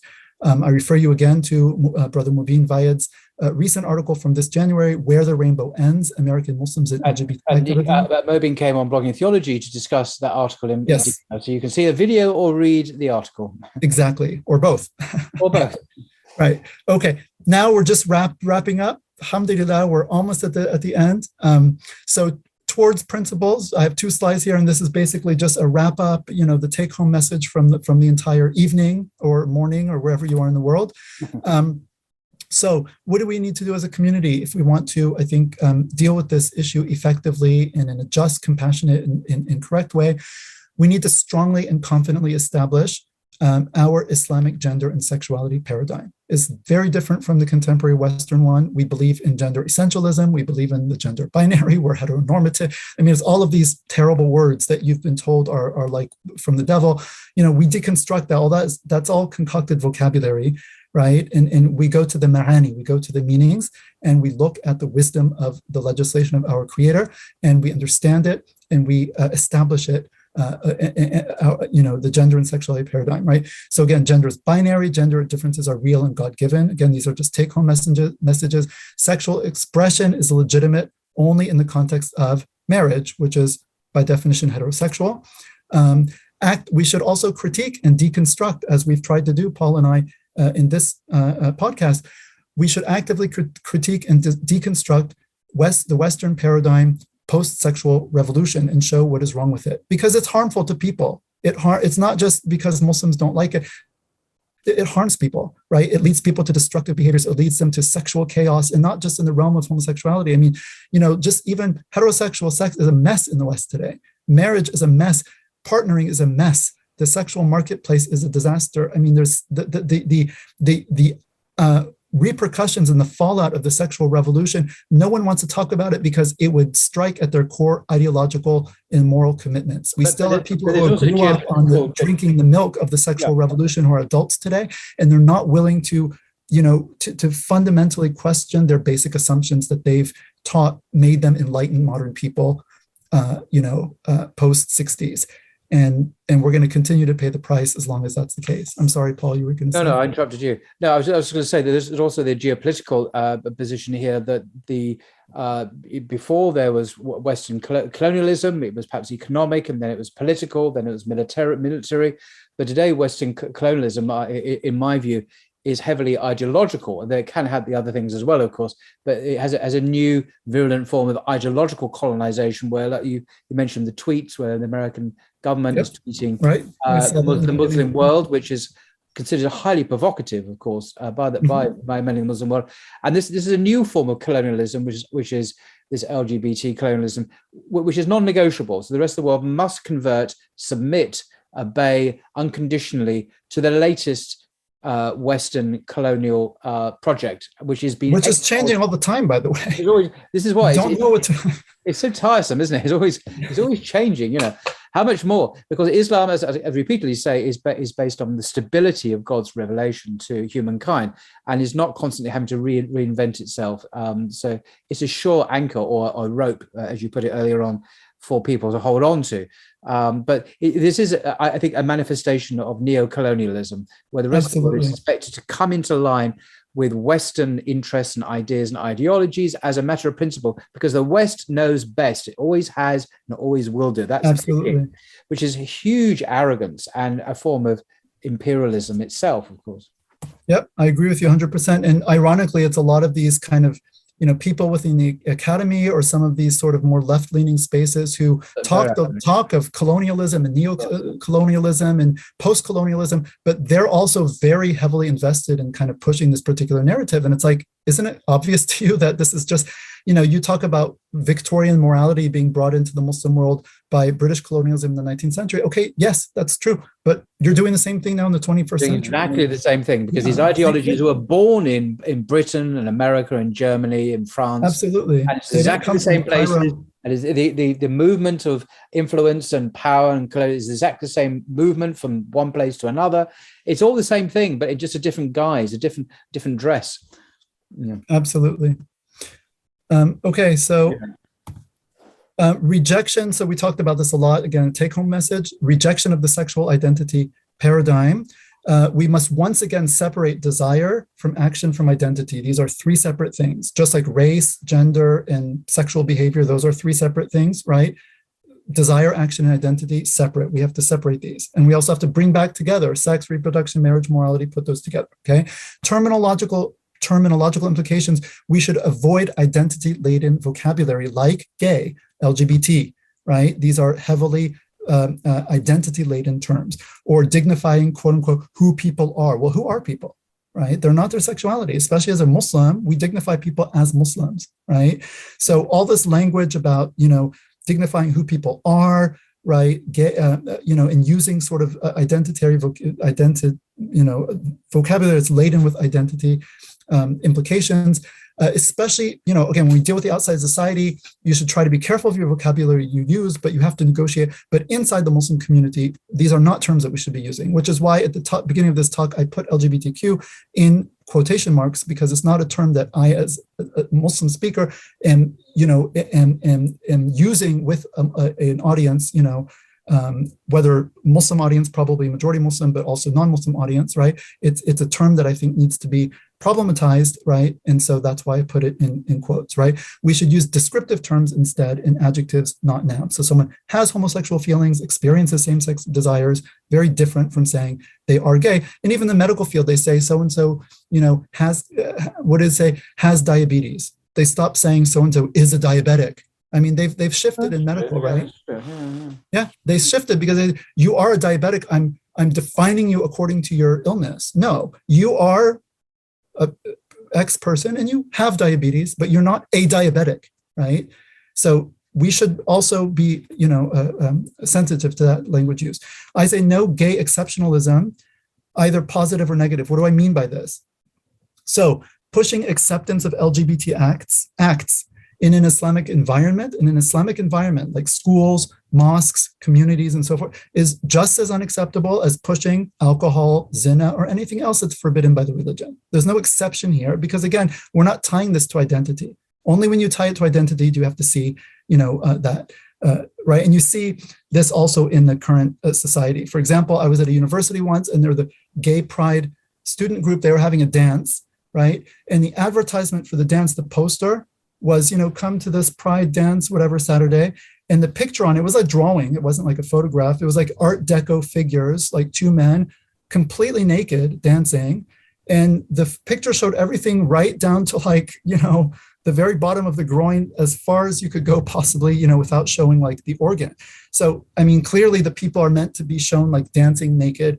And I think if that were just any other student group, like the Latino club or the, whatever, or the dance club, and they showed like a man and a woman dancing who were like naked on the poster, you'd be like, what? Like, what kind of dance is this? Like, why are the people naked on the poster, right? They wouldn't be considered acceptable. But if it's a pride parade or like an LGBT dance, that's perfectly like, there's like an exceptionalism here that, okay, yeah, you can have very provocative or kind of images that would otherwise be considered lewd and inappropriate, but because, you're basically defining your identity by this, well, we're not going to say anything. And so there's kind of an exceptionalism. So we should not accept that as Muslims, right? We have a moral standard and we stick to that. At the same time, so there's no like positive gay exceptionalism, but also not negative. So again, and I say this to Muslims of probably a more traditional bent or people who they consider themselves like, okay, well, we're firm and hardcore on this issue. Be careful, right? As I said before, you might be more impacted by the modern Western paradigm than you yourself imagine. Merely having and faithfully struggling with same-sex desires or gender identity issues also does not merit any particular stigma or singling out. Someone comes to you, you're a friend, I've known you for so long, I have this big thing I want to share with you, it's so difficult for me. You don't just, go away. No, this person's coming, they've made themselves very vulnerable. You help them, you embrace them, you support them, right? And you don't specifically stigmatize them for something that they don't, did not bring upon themselves and are not morally responsible for, right? We're not talking about people who are pushing the actions or advocating. We're talking about someone who feels a desire and is struggling with it, right? We don't have a particular, particular stigma or singling out for this or say, oh, that's the gay brother, whatever. No, gay brother, okay, now you're a Western, modern Western. Don't tell me you're a traditional Muslim and you say gay Muslim. Well, what do you mean gay? Say that in Arabic. Tell me that in classical Arabic. I don't have a word for it. I don't have a word for gay. I don't. There's no word that covers, identifying a person based on sexual feelings. It doesn't exist. I can only name people who are doing things or gender, male, female, so forth. Okay. All right. Balancing individual and community, subjective feelings versus objective truths. We talked about this, the objective right and wrong, the objective nature of acts and how Allah has defined them and legislated according to them, and the subjective feelings of people who are facing these desires, right? So as I said before, individuals dealing with same-sex attraction or gender identity issues should be supported in their efforts to realize their purpose as Muslims and live their lives in submission to Allah and His deen. Again, go back to that, article by Brother Yusuf, from a same-sex attracted Muslim between distorting reality and denying reality and distorting religion, okay? So we should have private support and consultation to people who deal with these issues, right? Someone comes to you, they should be able to go to an imam, to their parents, to trusted individuals, right? Like with any other problem they might have and need support, they should be able to find it within supportive and compassionate and loving communities, right? But this is private. Like if I have a drinking issue or anything else, right? I'm going to go and speak about it private. I'm not just going to come in and wear it on my shirt and sort of set up a table at the mosque. That's a very different thing, right? So private support and consultation, people should have people within the community to turn to, right? As opposed to public, quote unquote, accommodation or inclusion. Again, I put these in quotes because these are buzzwords. Accommodation, inclusion, right? They sound very nice, but they mean something very specific, which is not acceptable given our moral framework as Muslims, right? Defiant activist types within the community should not be allowed to disrupt Islamic spaces or impose their will on the community. Again, no exceptionalism here. You want to come to the Eid celebration and set up a wine table, that's not going to be tolerated. You drink on your own time, that's your own business. You don't come and push it on the community. No exceptionalism when it comes to sexual behavior that is prohibited by the religion. Supporting the faithful struggler, we've done this, show empathy and understanding for what is often a very difficult and emotionally taxing issue.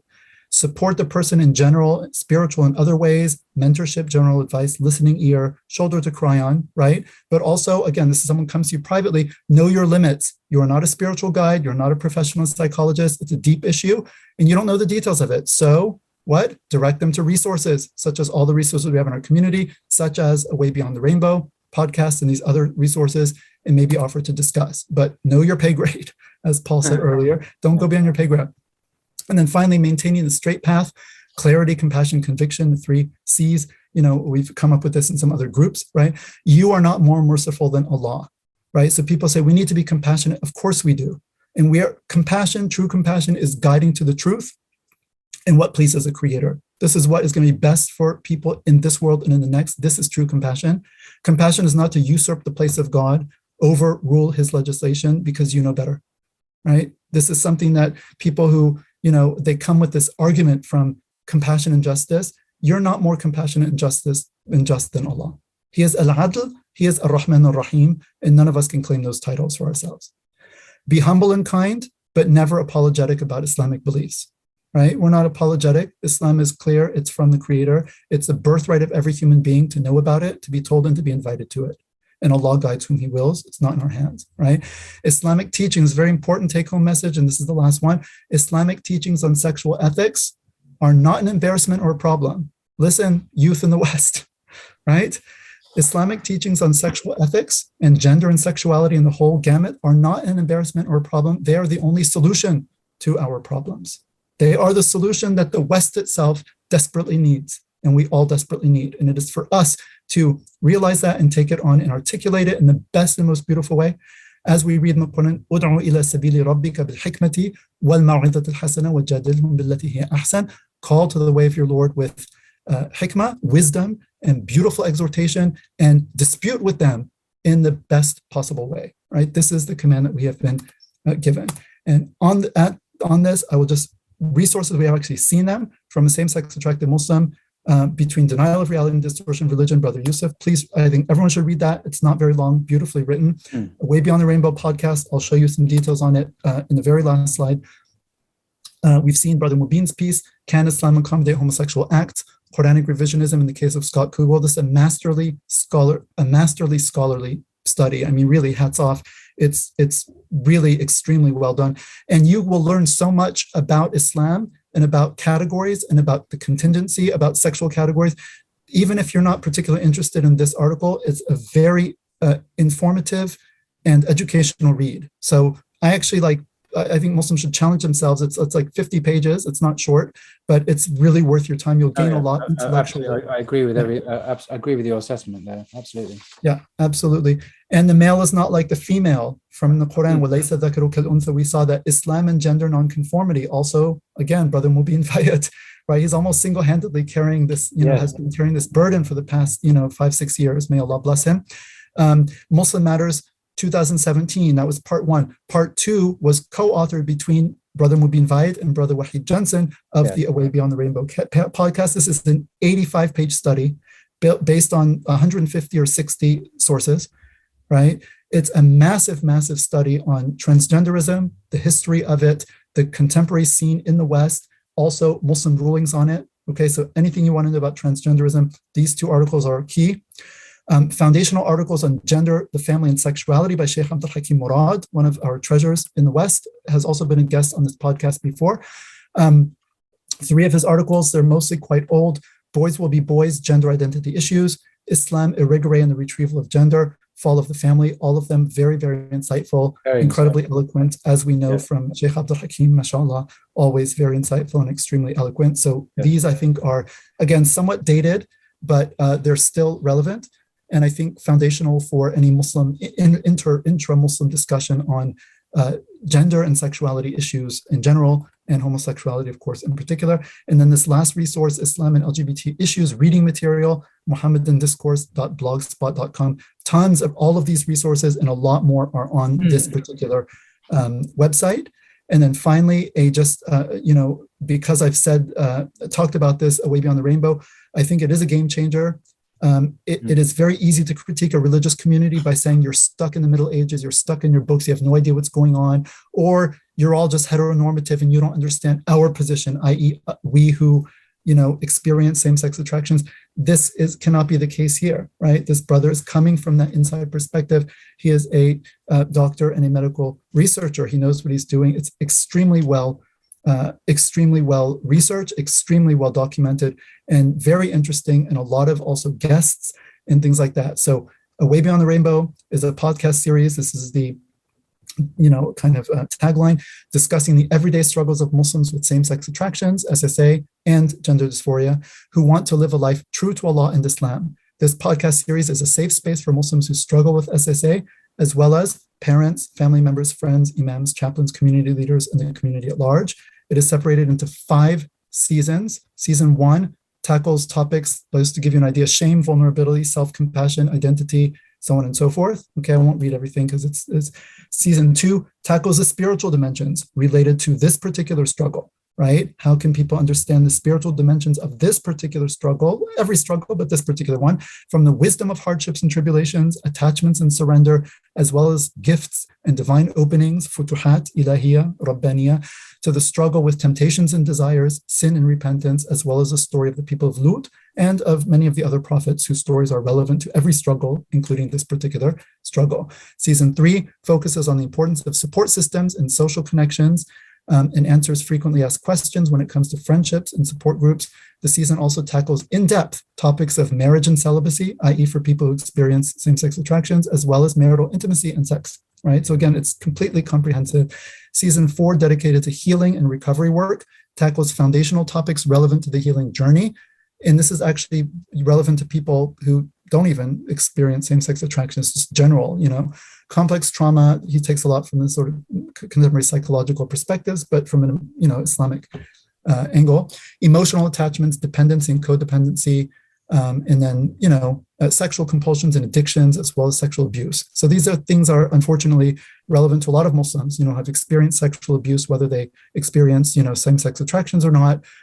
Sexual compulsions and addictions. There are, I think, 4 episodes on masturbation, pornography addictions. And again, unfortunately, given the state of current technology and so forth, many Muslims, we are not immune to these struggles, and many Muslims, quite apart from same-sex attraction, deal with, issues of sexual compulsion, issues of pornography addiction, and so forth. And so you can also find very beneficial things here.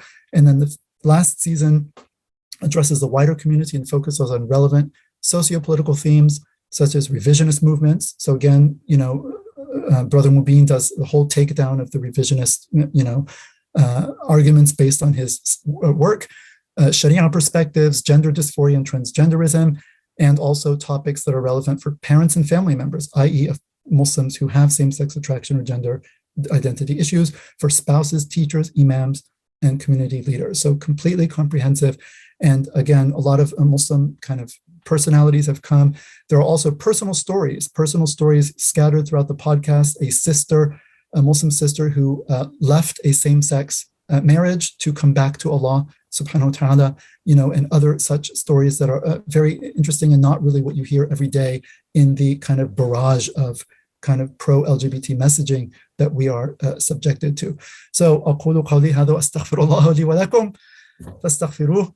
And I thank everyone for your time and attention. I think Brother Paul, especially, everyone else can stop and start, but you've been sitting here for, I think, what's coming up on 4 hours now, and I know you've been traveling. 4 hours, gosh. And yeah.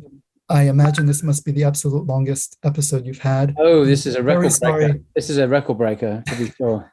I'm very sorry to go on and on and on. I think it's an important topic. I hope we've. I agree. Well, we actually discussed before we recorded this. We discussed whether or not we should cut it up into pieces and stuff, and we decided no, it's best to keep it in the unity and integrity of one episode. And even though it is very long, I think there's value in that, and hopefully we will have timestamps underneath it as well as the slides, which will be accessible. So it won't necessarily have to be digested in one large go. Right. Okay. Well, thank you very, very much, Paul. You're doing excellent work. I mean, Blogging Theology is an amazing resource. For people who are just new to Blogging Theology, I really strongly encourage you to check out. I mean, Paul is indefatigable. It's unbelievable that literally almost every single day, I think, he has a new episode out. And very often he's discussing deep works with authors that require him to have read these works. It's not just like, it's not easy. It's not easy. Yeah, but he invited me to talk. I've been, running my mouth for 4 hours, but like usually, he had me on before. He read my book and other people. And as you've seen, every time someone mentions a book, I don't know how you do it. He just doesn't even get up from his chair, reaches, oh, here's the book you were talking about. Every book you mention is like at his fingertips. So there's something, not everyone. Spiritual, I think, futuhat here, some divine openings. May Allah bless you, Paul. We're very happy to have you among us. You're a great asset to our community. And may Allah bless you and everyone who watches your channel and benefits from your channel. And I'll just end as we normally do. Anything that I have said that is right and true is from Allah subhanahu wa ta'ala, and we thank him for that. All truth and goodness come from the only true, Allah is the haqq, the truth itself, and good and beauty itself. And anything that is wrong or inaccurate it comes from me and from me alone. And I ask your forgiveness as an audience, as well as Allah's forgiveness for anything that I said that it might have been wrong. I hope I did not say anything that anyone might have found offensive. It was not my intention to. I think in the larger context of what was being said, I tried to hit everything from different angles to make exactly clear what I'm saying and what I'm not saying. These are difficult issues. May Allah help all Muslims deal, whether it's dealing again with society and external pressures, or whether it's dealing with this issue inside your own heart or within your own family or community.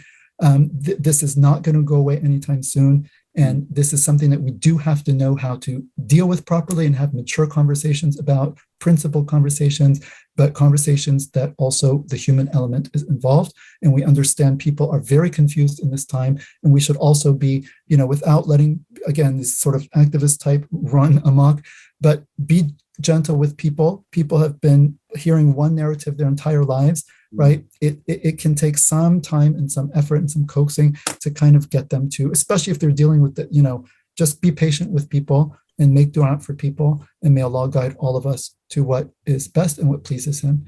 Wassalamu alaikum wa rahmatullahi ta'ala wa barakatuh. Yeah, thank you very much, Sharif, for your outstanding work, presentation, and beautiful slides. And this is going to be a great resource, I'm certain, for many people in the months, maybe the years to come, for a very comprehensive, compassionate, accurate, faithful exposition on the whole question of Islam and the LGBT question, gender, sexuality, morality, and identity. So thank you very much indeed for all your extraordinary efforts in this regard.